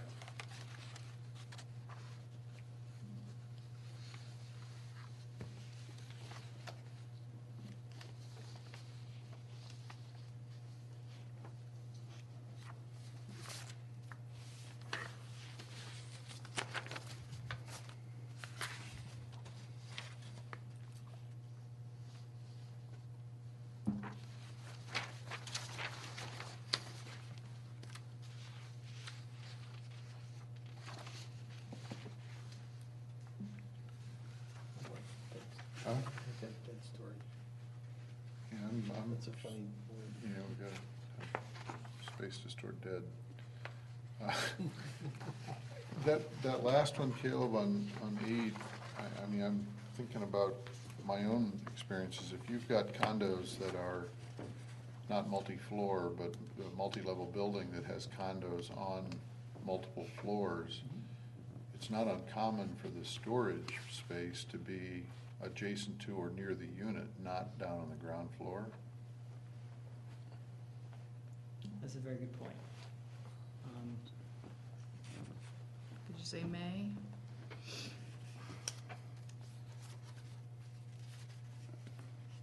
I mean, it probably, if you were gonna make that easier to administer, you would take out that Last part. convenience, the last part, and just put a Right. maximum distance as measured along a pedestrian walkway. Well, I mean, anymore, if you had a multi-unit building like that, there'd have to be an elevator anyway. Yeah, exactly.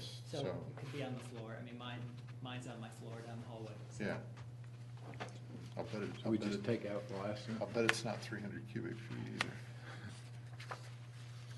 It actually, it's 10 by 10, it's 100, it would actually be, it's pretty high, 12-foot ceilings. It's Oh, okay. 300 cubic feet, not 300 Cubic square feet. feet. No, I understand, I understand. Pile it up. Most of the ones I've seen are like 4 by 4, Yeah. not 10 by 10. Yeah, mine's pretty big. So we're gonna take that last sentence out? I would.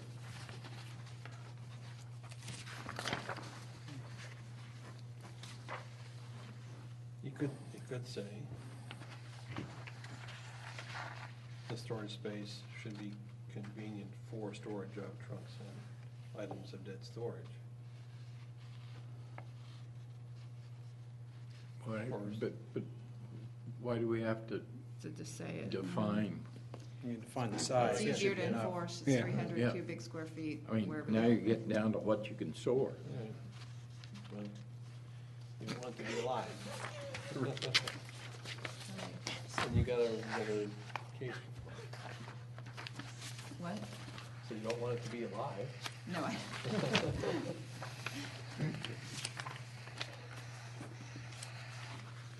Any other changes? No, for me. All right, we need a motion to approve as amended. So moved. Second? Moved by Commissioner Moore, seconded by Commissioner Edwards. All those in favor? Aye. Opposed? Okay. Thanks, Gil. Thank you. Good job again, Katie. Thanks. Very good. Thanks for hanging out, helping us. Have a nice rest. I don't know. So we got 5. Okay, ready? The next items are RZ 1218 to amend Chapter 64, Article 6, Division 2, AG1 Agricultural District as it pertains to fencing. And there is closure list. And let me go ahead and, give you all a revision to, we were re-evaluating, and we saw that there were a lot of issues, so.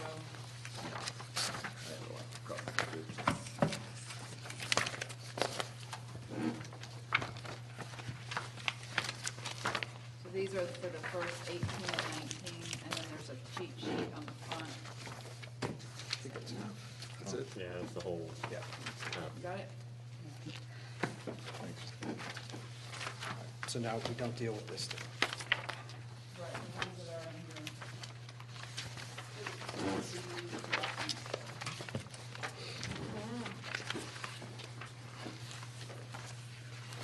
So throw out what we've got, is that what you said? Yeah. I mean, unless you want to keep, I mean, you know, unless there's something we're just dying to keep, but The third one, the definition one. we say keep, yeah. No,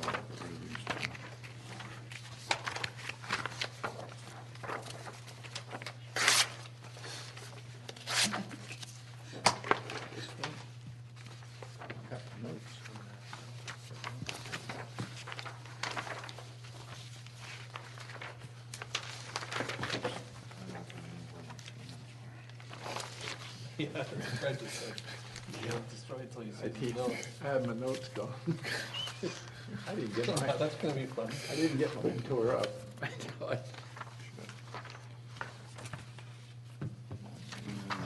So the first one, RZ 1218, deals with the AG1 zone. And if you look at page 3 or 4, that's really where we start with the change that is shown in red. And you can look at the cheat sheet as we go along here, but it's essentially, we divided this up into fencing along exterior public streets, and then we've got interior subdivision streets, sides and rear of platted subdivision lots. And then lastly, we've got sides and rear of non-subdivision lots. And then we end end up prohibiting barbed wire, except when it's a legitimate agricultural use.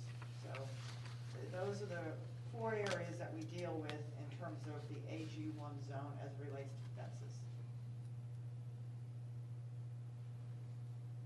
Do you want me to go, do you want to just read this, or do you want me to go into this? No, I'd like to read it because it's different than what we had before.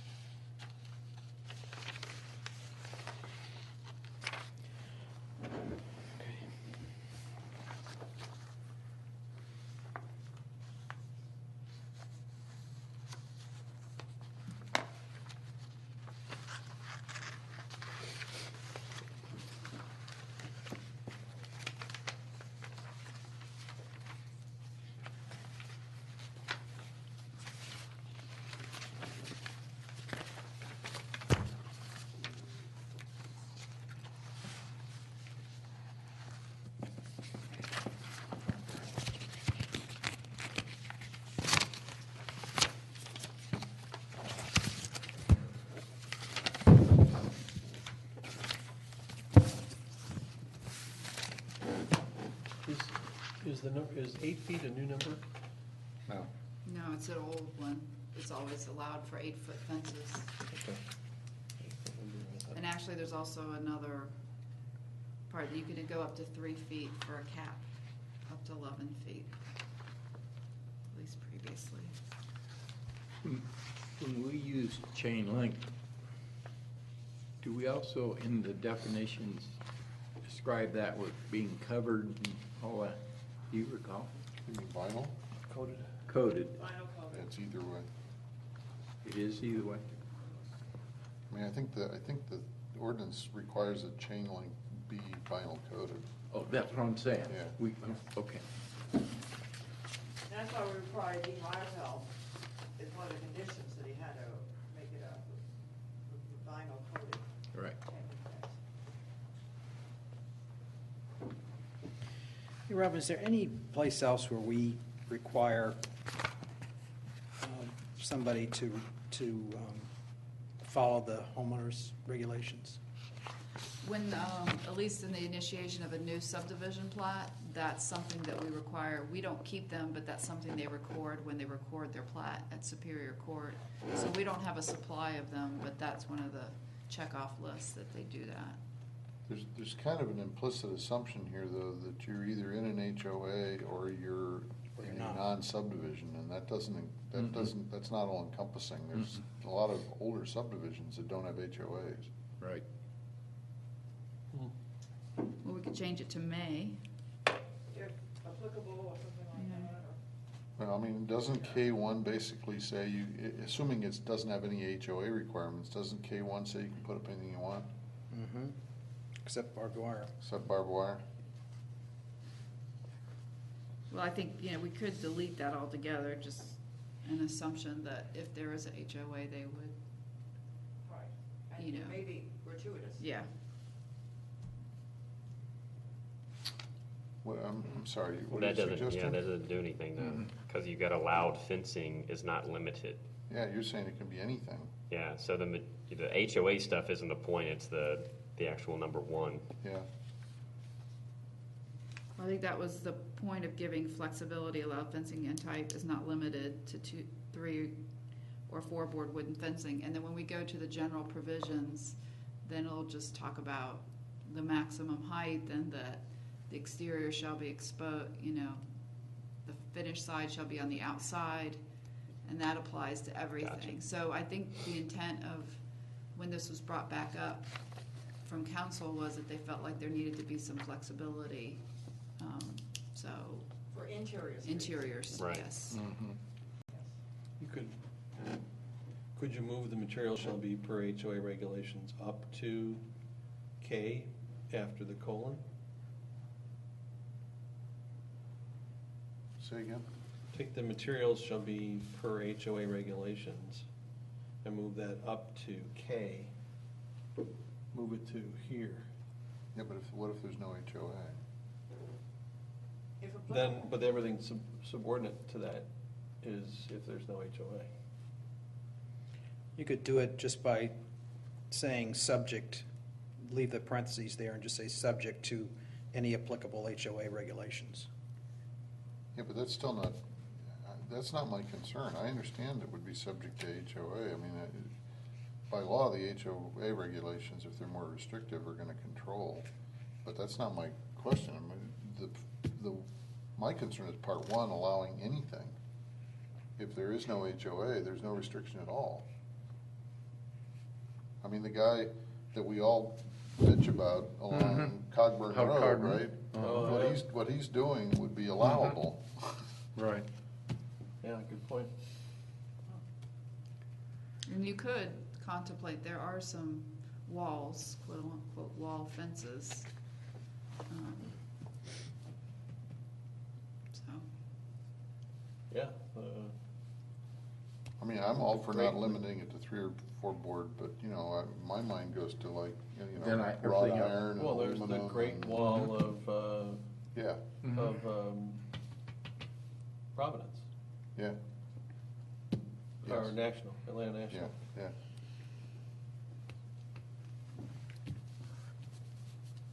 Unless you want it subject to the approval of the community development director, right. That would be better. and that will, you know, then you don't That have to try to define Yeah, it's so hard. what you mean, you know. And just assume that good taste is gonna prevail. I guess that's. You know. We just need you to be in the job forever. Well, I mean, I don't know how, that would be the easiest way to do it. I'm okay with that. So, dropping out material shall be drop that out. Just say. Well, just say, take it all out, just for number 1, say subject to approval of the community development director. After the, Oh, after K. Just K1. Mm-hmm. oh, Leave the 8-foot height. Right. So allow fencing material and type is subject to approval of community development director. Right. Yeah. It's probably semantics, but I would change K3 and L3, instead of saying C section J, I would say section J applies.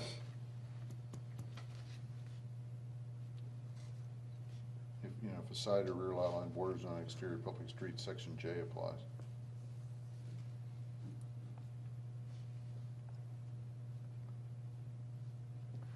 Okay, just to clarify, what was originally material shall be per HOA regulations, we're just scratching that altogether? Right, Mhm. because Okay. that will come into bear if indeed there is one. Right, okay, just want to clarify. But if they wanted to use 3 or 4 board wooden fencing, then they wouldn't have to they wouldn't have to come to you to get approval. Right. Is that right? Right. Mm-hmm. So do we want to leave that in there? You don't need to, it's up in number 1, isn't it, in J? Oh, no, that's exterior. Exterior, yeah. Yeah.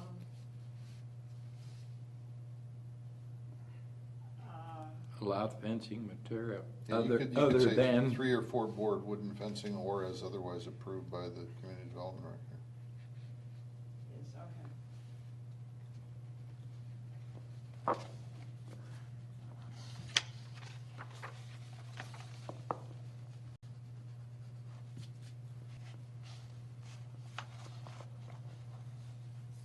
So I have 3 or 4 board wooden fencing or otherwise subject to the community development director. Allow fencing material type is, Allowed, where's that go? just allow fencing material and type is is 3 or 4 more. Oh, so yes, okay. Or as otherwise approved Okay. by. For clarity in K, I'm looking at the difference between K and L. Does the wording of K allow fencing to be installed across the front of a property as long as it's an interior public subdivision street? Yes, so long as it's, you know, it has that, has to be at least 3 feet. There's another part that we'll talk about in the next text amendment, that all fences along a right-of-way or a road has to be 3 feet inside away from the right-of-way. But that's still, But No. we're saying we're okay with an 8-foot fence in No. front of somebody's No. house. exactly. It says sides and rear of platted subdivision. Yeah, but it doesn't say it's limited to that, right? It says fencing along interior public subdivision streets. Right, which, That to me could be a front.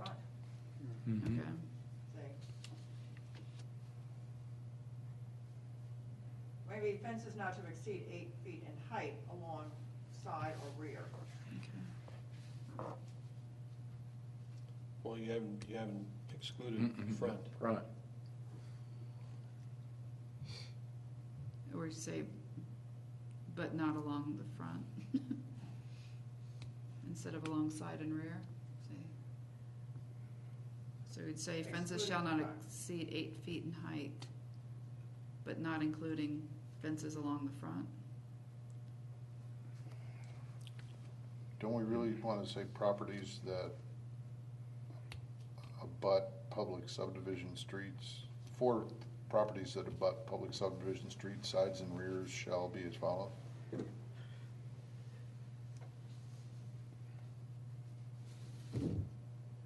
Putting that at the front of K? Yeah, if you just said for properties that abut interior public subdivision streets, sides and rears of platted subdivision lots shall be as follows. So say that again, I'm sorry. For properties abutting Interior public subdivision streets, subdivision streets, okay. sides and rear lots shall, fencing on sides and rears, fencing on sides and rear shall be as follows. I'm trying to capture the same, fencing along the sides and rear of those properties shall be as follows. And what about the front? What about the front? Not allowed to have any in the front. Where does We the didn't front say start? that. Huh? Where does it say that? But you haven't precluded. No, the whole idea of this was to allow a different type of fence on Other than, interior streets, including the front. Including the front. Oh, I was trying to exclude, okay. Yeah.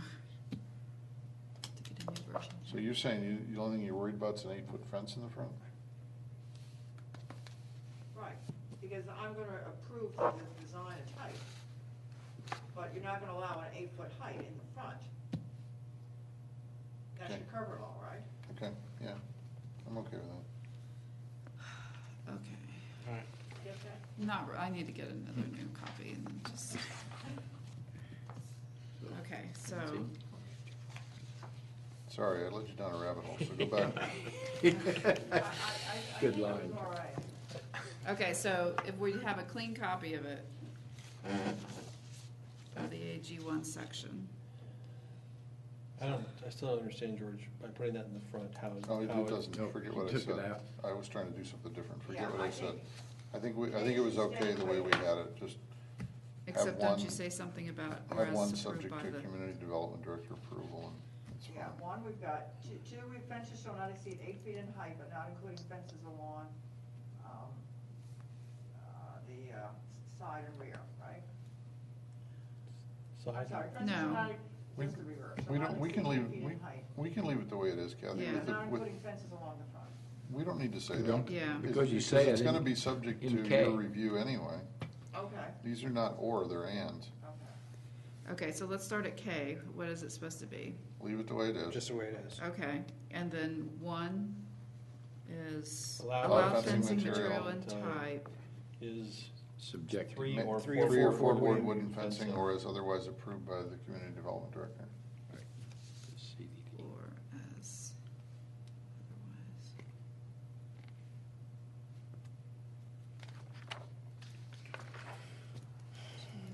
we're gonna do it right, we probably ought to put a semicolon at the end of that and say and.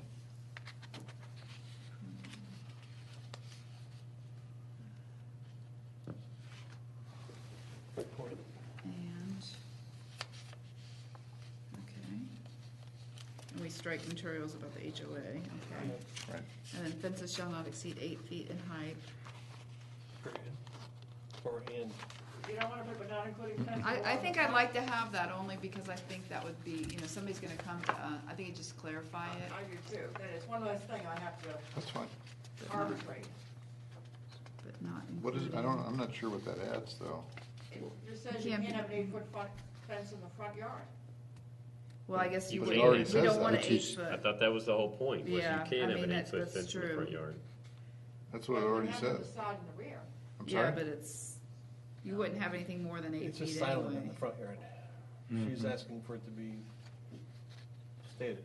It would be 55 inches, you'd really want nothing more than whatever the typical 55 inches are.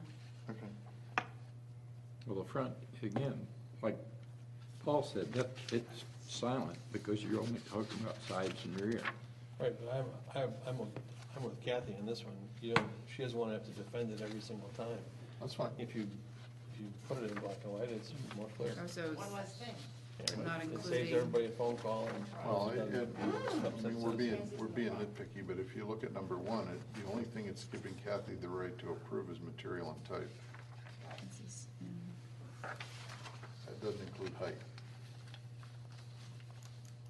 So 2 would say, it would mean 8 feet in the side and the rear, and 55 would prevail in front. Okay.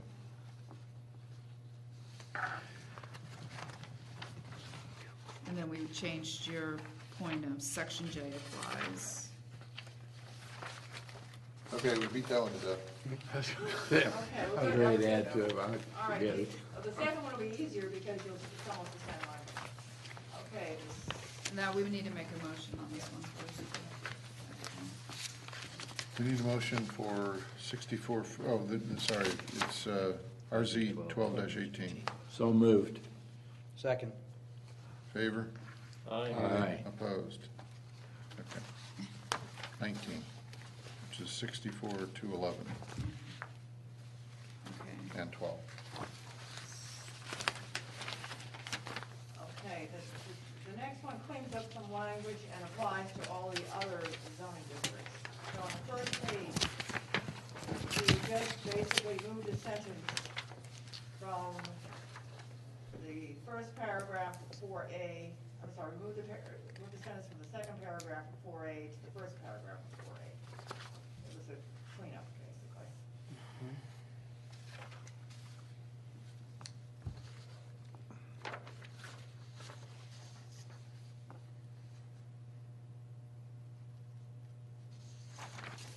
And then at the bottom of the first page, we talk about barbed wire again, and say, shall not be permitted in any other zoning district. And if you remember, we allowed barbed wire in an agricultural district if it was for agricultural purposes. But aside from that, it's not allowed anywhere else, and that's what this says. Can I ask you to clarify what, in 64-212, the preamble paragraph there, what does the last sentence mean? Fences erected for agricultural purposes shall be exempt from permit requirements. Because in general, agriculturally used fencing does not require any type of permit. So if you have horses, cows, and you need to throw up a 4-board fence or barbed wire fence, you can do it without a permit. But it's still subject to the requirements of this ordinance, right? Correct. Okay. Which is kind of difficult to do.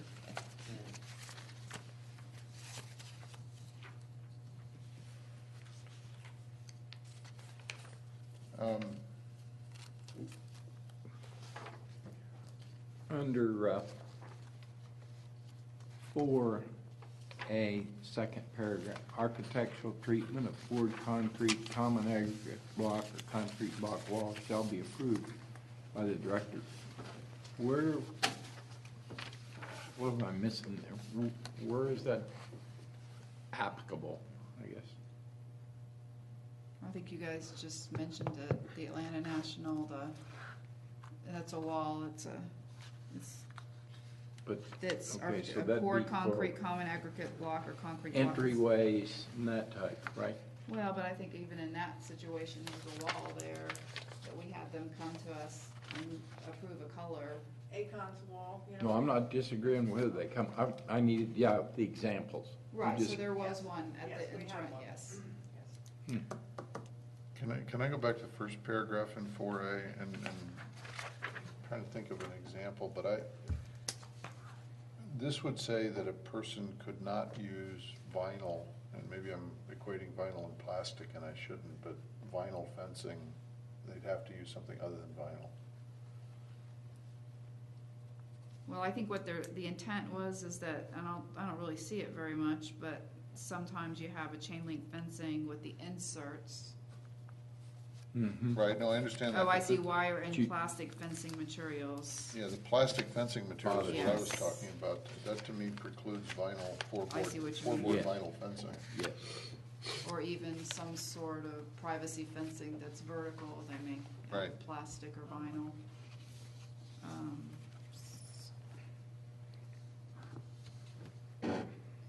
So I guess we could delete that and it would be taken care of as far as the plastic inserts.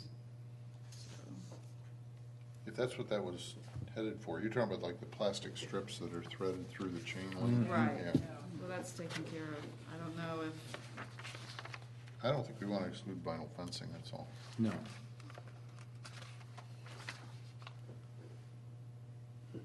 But let's. Vinyl fencing, Why don't speaking you of use, fencing, it looks like a floorboard Right. fence, but it's just made of vinyl. why don't we use vinyl We've instead of got using the right word across plastic? Marlboro's Yeah. house, that whole, Yeah, that's all vinyl.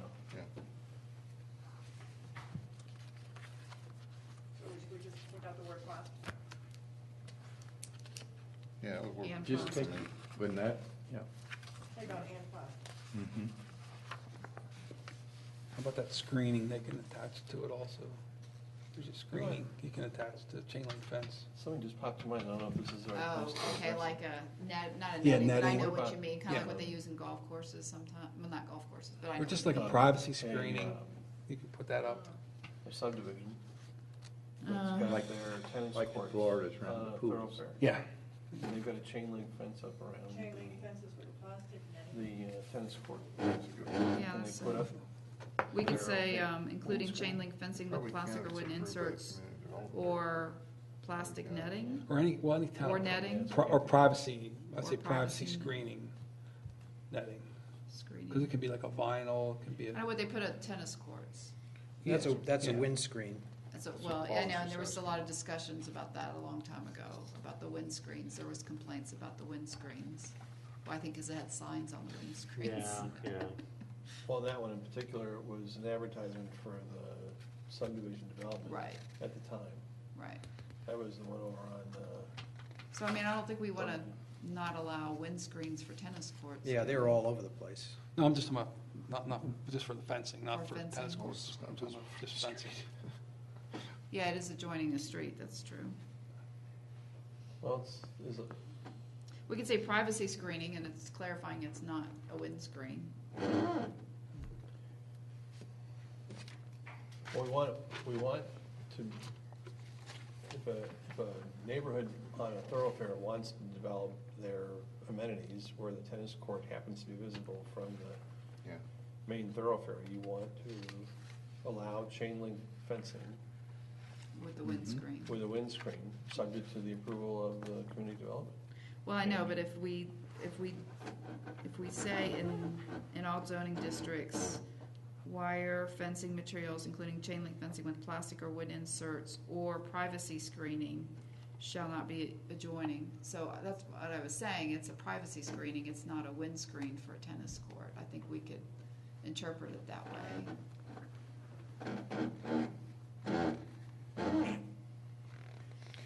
If that's, unless, Well, it's, I mean, it's not a defined term, so it's, I mean, well, we always go to the Dictionary. dictionary. I mean, that, the ordinance allows for the dictionary to define something. yeah, but I mean, if I put up a windscreen, it's a privacy screen, but it's, you know, so you say take that, so it's a windscreen.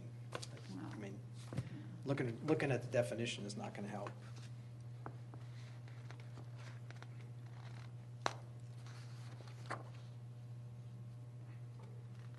Does this really help on a tennis court? Pardon? Do those really help on a tennis court? Doesn't help me. I'm about to say they must because all of them have it, but yeah, I'm not sure really it doesn't mean any good either. Unless a tennis court. I guess we could say unless used for, Tennis court. well, I wouldn't even, I would say recreational courts. Recreational Right? facilities. Put it around a pool. Facility. Because you can have it around your pool. Well, you don't want to do it for a pool. You want to do like a paved court. Yeah, sports court. A sports court? Yeah, that's what I refer to them as. It's multi-purpose. I mean, as a, Yeah. it could be volleyball, basketball, whatever it's marked up to be.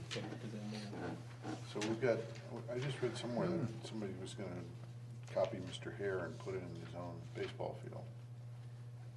I don't remember exactly where it was, but I mean that. Well, that's they're the- gonna, huh? That's the Scottsdale Farms. Yeah, oh, that's what it was, you're right, I couldn't, I was connected. Yeah. So their fencing is gonna be chain link fence, right? Around that field, I would think. Does it abut a road though? No. No. Then it doesn't matter, Good- right? Good point. Yeah. Because it's far enough in, because he clear cut the land, you can't see it. It's way deep where he clear cut. What about the, I don't mean to change the subject, go ahead and finish that one, sorry. So at least in the ordinance, it does define a private recreational court. And there's also a public. So then just say, this provision shall not preclude the use of chain link fencing as a security fence around stormwater facilities or surrounding public or private What did Chris sports call it? courts. Sports Yeah, I courts. mean, that's like at Crooked Creek. I mean, they've got a basketball court and it's that vinyl chain link all around it. There's no privacy or windscreen around it. That's good. Oh, that was good.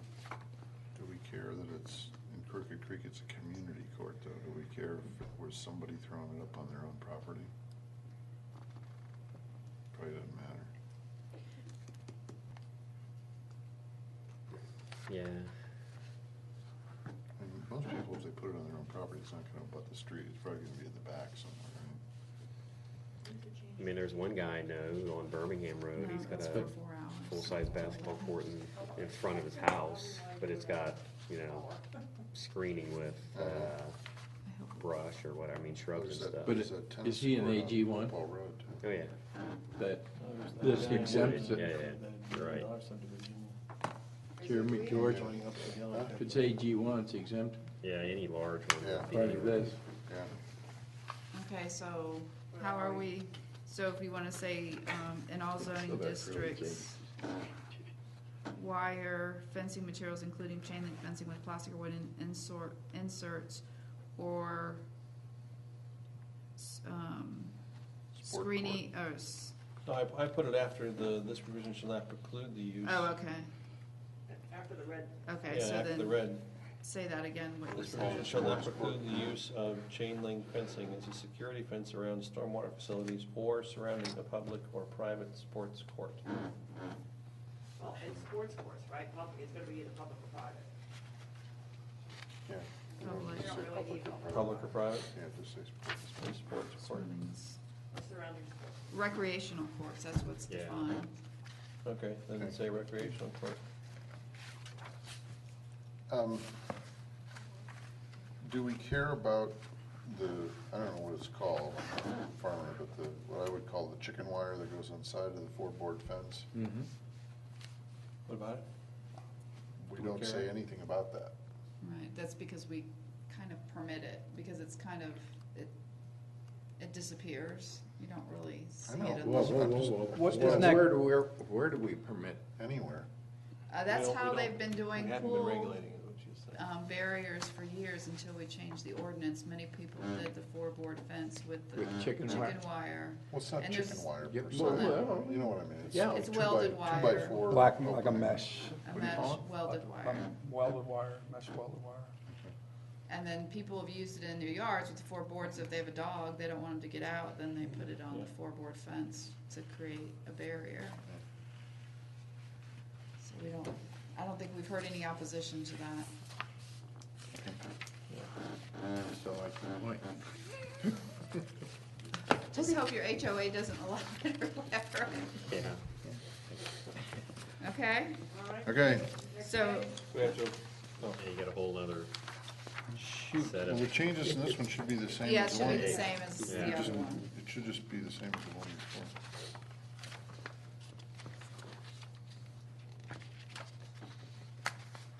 So I move that we approve this with the changes that we've made in section 64.212 and mimic the changes in section 5 that we made in the prior ordinance.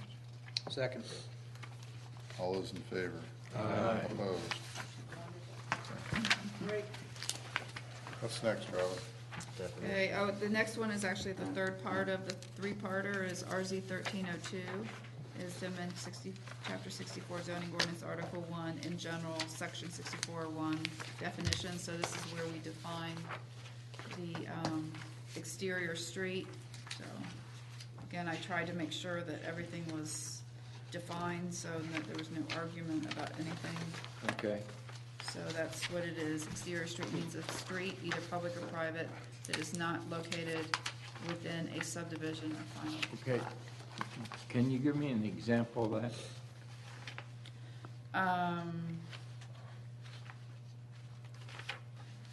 Can you ask your question again? Give an example. Give me an example of an exterior street, either public or private, that's not located within a subdivision. Pringle Road. Hopewell Road. Well, I think Bethany the Bend. private, the private one is I'm the, thinking- you're just okay. capturing everything. Main highway. Main highway. Okay. That's the intent, is the main highways. Yeah. I mean, there was a couple ways we could have done it. I mean, I did look at our transportation plan and the Thinking different exterior classifications, but we just street, thought, yeah. instead of forgetting something, we would just define it this way. friends who, most of us, usually most of us, Yeah, that's point. yeah. It's an Tim. open road Tim. neighborhood. Okay, so, any other questions on that? I move we approve the definition for exterior street. Second. All those in favor? I'm sorry, can you do the first? I didn't- Fred made, or George made the motion. Fred and I, in unison, seconded. Okay. And only one of you can do it. Pick a name. Next. Name. Next. Okay, so we already did RZ 1303. Now we're on to RZ 1304. And this is basically just a cleanup of the map, of the State Route 9 map, because there's a section that refers to the map and applicability. And since we will be approving the form-based code, and that's the new overlay district for the area, but it doesn't encompass the entire State Route 9 overlay. So you're left over with what's on the map in purple. So that's what that is. And then eventually, when we get through the Highway 9 North study and then start the form-based code for that, then a lot of this will be gone, and then we gotta kind of decide what we're gonna do with the subdivisions that aren't included in the vision study. But for now, this is what it looks like, the Highway 9, the State Route 9 overlay district map. Once you all approve, or the city council approves the form-based code, this is what's left. But we haven't approved it yet. I know, but we're gonna do it concurrently. Oh, okay. I mean, I know we haven't, but at the point that it's approved, then you're gonna approve this, so. All right. I'm confused by what we're looking at, though. Is the purple What the still falls current- under it? No, No. what Sorry? would fall What under? would fall under? Yes. But that's consistent with the form-based code. Well, it's outside of the form-based code. It's outside of the Deerfield, Highway form-based 9 code. form-based code. Not all of it is it? Yeah, because they don't deal with the subdivisions like to the east of Highway 9. So if you took the Well, that's regulating well, I thought map. that was the T5 area that was called out in that map. let's look at the form-based. I mean, if you look at the form-based code map, I tried to follow it so that it was whatever was left over. So basically, everything, well, not everything, but the area north of Bethany Bend, except for the little CVS section. Yeah. Except for the little CVS section. Okay, so on the form-based code regulating plan, Yeah, you're right. Okay. okay, so the form-based code doesn't start till south of Bethany Bend, goes across to the east, it cuts a little above CVS, and so this is like the other part of it. So the purple is reflecting everything that's not in the form-based code, Okay. because we have to have something applicability. Now, Gotcha, aren't you yeah, gonna have that to do this- R5A is what it looked like was included, okay. Yeah, I haven't yet. Aren't you gonna have to do this again when the Highway 9 North Correct, study is yes. done? And then I just mentioned we'll have to deal with the leftovers that's not included in the Highway 9. I don't know if it's just, we just dissolve it all because it's just subdivisions Yeah. that wasn't chosen to be into the study area. I don't understand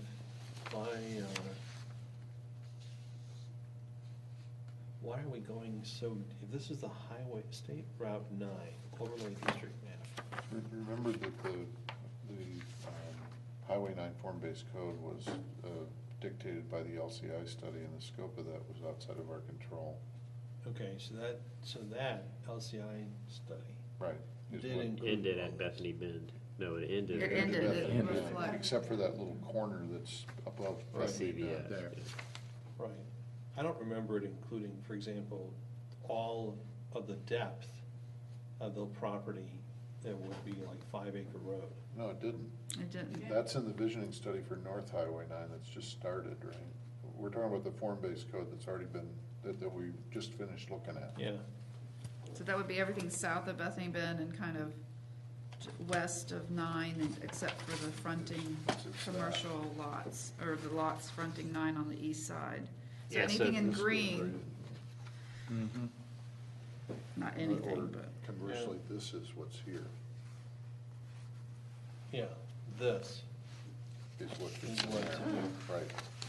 So that's not covered by the form-based code. Yeah, so if you have any development guidelines, the only thing that falls under the state Route 9 now is what's in purple, or Right. what will be in purple. Once the form-based code's approved. So you gotta, we're just redefining or reducing the scope of the overlay district. Right. Yeah, I'm just, It's late. I'll tell you the reason I pause is it's just, we had 400 plus, no, was it monkeys or was it the, Petitioners. no. Was it the bribe help application? Oh. Or was it the withdrawal tonight? Cogburn and the, Bethany. Cogburn and Bethany that had the 400 plus signatures? That was the riot pump. Right. Okay, never mind. Yeah. But there was still a significant population here tonight for the Bethany. But that, Yeah, this is consistent with what they asked for. See, it's in there. Because this is the parcel they're asking right here, there. Right, No, I mean, yeah, the exactly. So applicant, this yeah. is, this is saying we're gonna preserve that under the existing Highway 9 design guidelines. Well, and Well, the until the new study comes Yeah, out. Yeah. but all this is doing is saying we're gonna preserve that under the existing Highway 9 But to their guidelines. point, they don't want it part of the Highway 9. But that's a different issue, it's got nothing to do with It's this already matter. there. Yeah, I just want to make sure we're not railroading some people Oh, here. no. that- This isn't railroading anything. Yeah. I mean, It's, yeah. you could argue that with the visioning study. But seriously, That's for another day. I think the fact that they, I don't know, I thought Curtis was smarter than that. I think the fact that he withdrew is a tactical error on his part. That's- Yeah, exactly, because he's gonna, that zoning study is gonna go against him, is what I would expect. All right, I'm okay with it. Okay, we need a motion to approve RZ 13-04. So moved. Second. All those in favor? Aye. Opposed? Okay. Okay, so we've already done RZ 1305, so now we're RZ 1306, which is the corrected zoning map that we do every year. And then just FYI, I believe there's only really 2 rezonings that actually happened that would have affected the map. And that was the Tide rezoning over there by, across from Target, and then also the little store on the southern part of Highway 9 that we went from MIX again to C1 for the consignment furniture store, yeah. So, and I did actually do a couple other So, Robin, why, fixes. are we only doing this once a year? Yes, these are just to re-adopt it. I mean, obviously, when you made the rezoning, that does it, but it's also, for instance, I found a rezoning that was incorrect. That from the Dennis Potts piece was actually the incorrect zoning on it. It was a MIX instead of the O&I that was actually approved. No, I wasn't getting down that far in the weeds. I guess what I was saying is, you know, are we gonna do this again once the form-based code that we just passed on tonight is approved? Yeah, because there's other parts of the city that aren't covered by form-based codes. Well, no, I mean, if you look in the upper left-hand corner, the State Route 9 overlay isn't Oh, what we yes. just approved. I mean, it's the old one.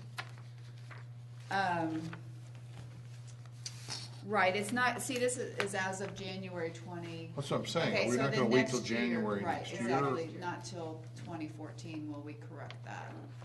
Why do we have to wait till 2014 when we're making significant changes, wholesale changes like that, as opposed to individual parcel changes? We can do that, that's I mean, fine. I would think we'd want to. As far as the Once the form-based code two overlay. Highway 9 things are done, I Right. would think we'd want to revise this to reflect where those overlays are. We can do that. Well, did we do Crabapple? Yes. Well, we're Crab encapsulating it now, we didn't do it right Crab afterwards. apple's shown on here, though. Yes. So maybe we should do both of them then. Crabapple's No, already no, on no, here. Crabapple's already on here. Oh, it's already on. Yeah. The top right, the top left. It had, and especially Crabapple had a different area, so we fixed it to be consistent, and then the name changed from Crossroads Right. to the form-based code. Right. Yeah. I move we accept the revised zoning map as of January 2013. Second. All those in favor? Aye. Opposed? Okay. Last but not least. Last but not least, this is another cleanup, RZ 1307 to amend Article 19, Crabapple Form-Based Code, Article 5, Standards and Tables, Table 9, Specific Function and Use, and the intent we had was to allow assisted living, convalescent homes, personal care homes, nursing home, hospice type, those uses to be permitted, but it wasn't included in the table. It kind of came up when we were dealing with the uses in Deerfield, so that's what this does. It's just, by right, there's, it's hard to read, it's T4, T4 open, and T5. They're permitted by right. So, if you have any questions? No use permits with them, it's just like a O&I or a C1. And then the others are allowed, is that right? What others? Convalescent home, personal care. No, they are all allowed. Oh, they're all the same? Yes, all they're just different names. typologies of that kind of, that these are all defined in the definitions. Hey, Robin, when these things are printed out in final form, I don't know exactly how it lays out on a page, but are these headings gonna, are you gonna be able to follow the headings when you turn the Yes, page? when it's at, yeah, it's just when I did the copying from the Word document, it got a little Okay. messed up, but you'll be able to read it easier. Okay. This is specific to Crabapple, though, correct? Correct, but we also had, the same uses are also permitted in the new Deerfield one as well. And they're in there, we caught it. Yeah, but the transect zones aren't the same. No, well, So that's what I was asking. So this is specifically for Crabapple. We won't Yes. have to do it as an amendment for, okay.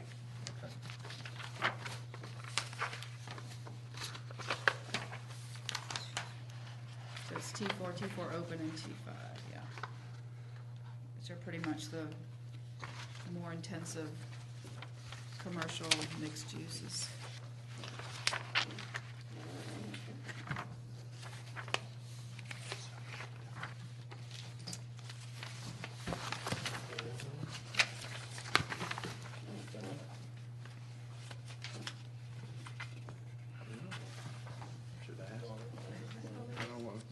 coming up. Well,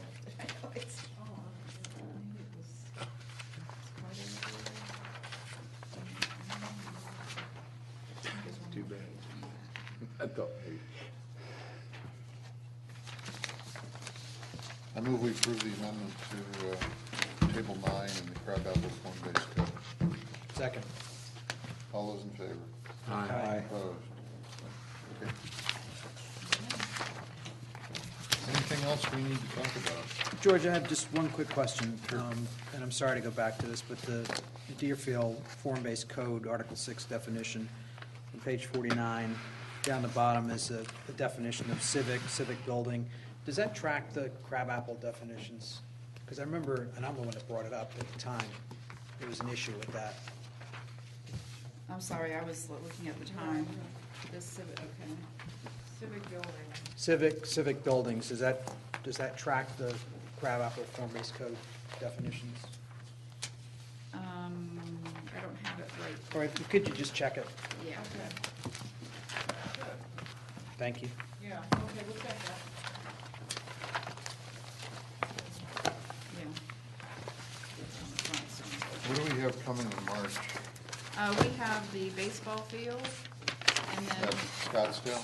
Yes, and then we also have a couple more text amendments to deal with agricultural uses as it relates to when people have lights, or if they have, if there may be amendments for the different types of, for more or less than 5 acres, and if you have lights, or if you have covered arenas, there's use permits that are associated with them, and so we're creating the use permit. What's the, I don't remember, Kathy, what's the timetable on the North Highway 9? When will we see it here? Yeah, it'll be a while, and I'll tell you why. Where our next stakeholder meeting is March 6th, and then our next public meeting is March 27th. Okay. I'm gonna go to the stakeholder committee meeting, and, we've identified 2 problematic areas along the corridor.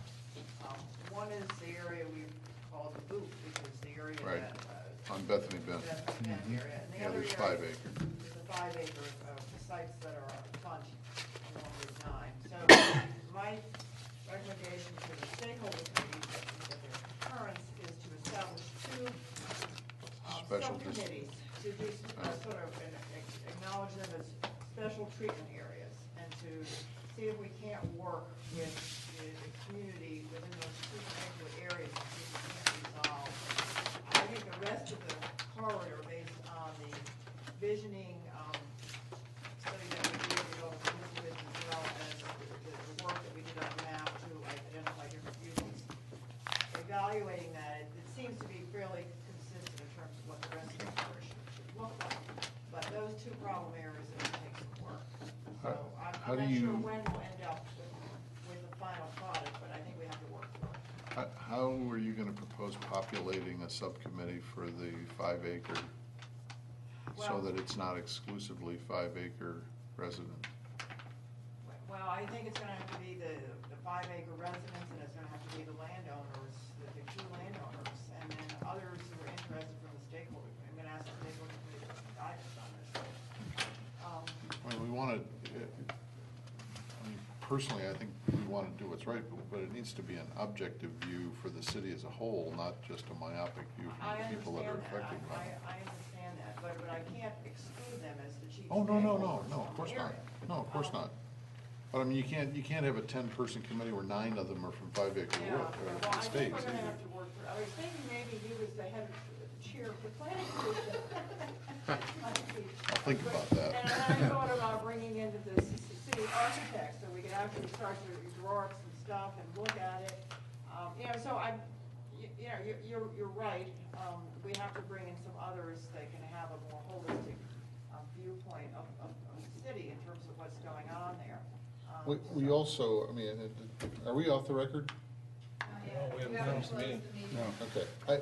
We also, I think, need to sort through some of the claims that keep being made by some of the people that live there with respect to covenants and commitments. Yes, and that's a very good point, but I am having title searches done. Okay. Of one property right on Route 9, and then one property inside Okay. the subdivision, I to mean, see if any what the covenants. developer promised them and what they're legally bound to. Because I think that's an important piece of the puzzle, and I agree. So we need to get those facts out there first before we can begin to deal with it. Agree. Anything else for the good of the cause? I move we adjourn. Second. All those in favor? Aye. Opposed? Thank you. Thanks, everybody.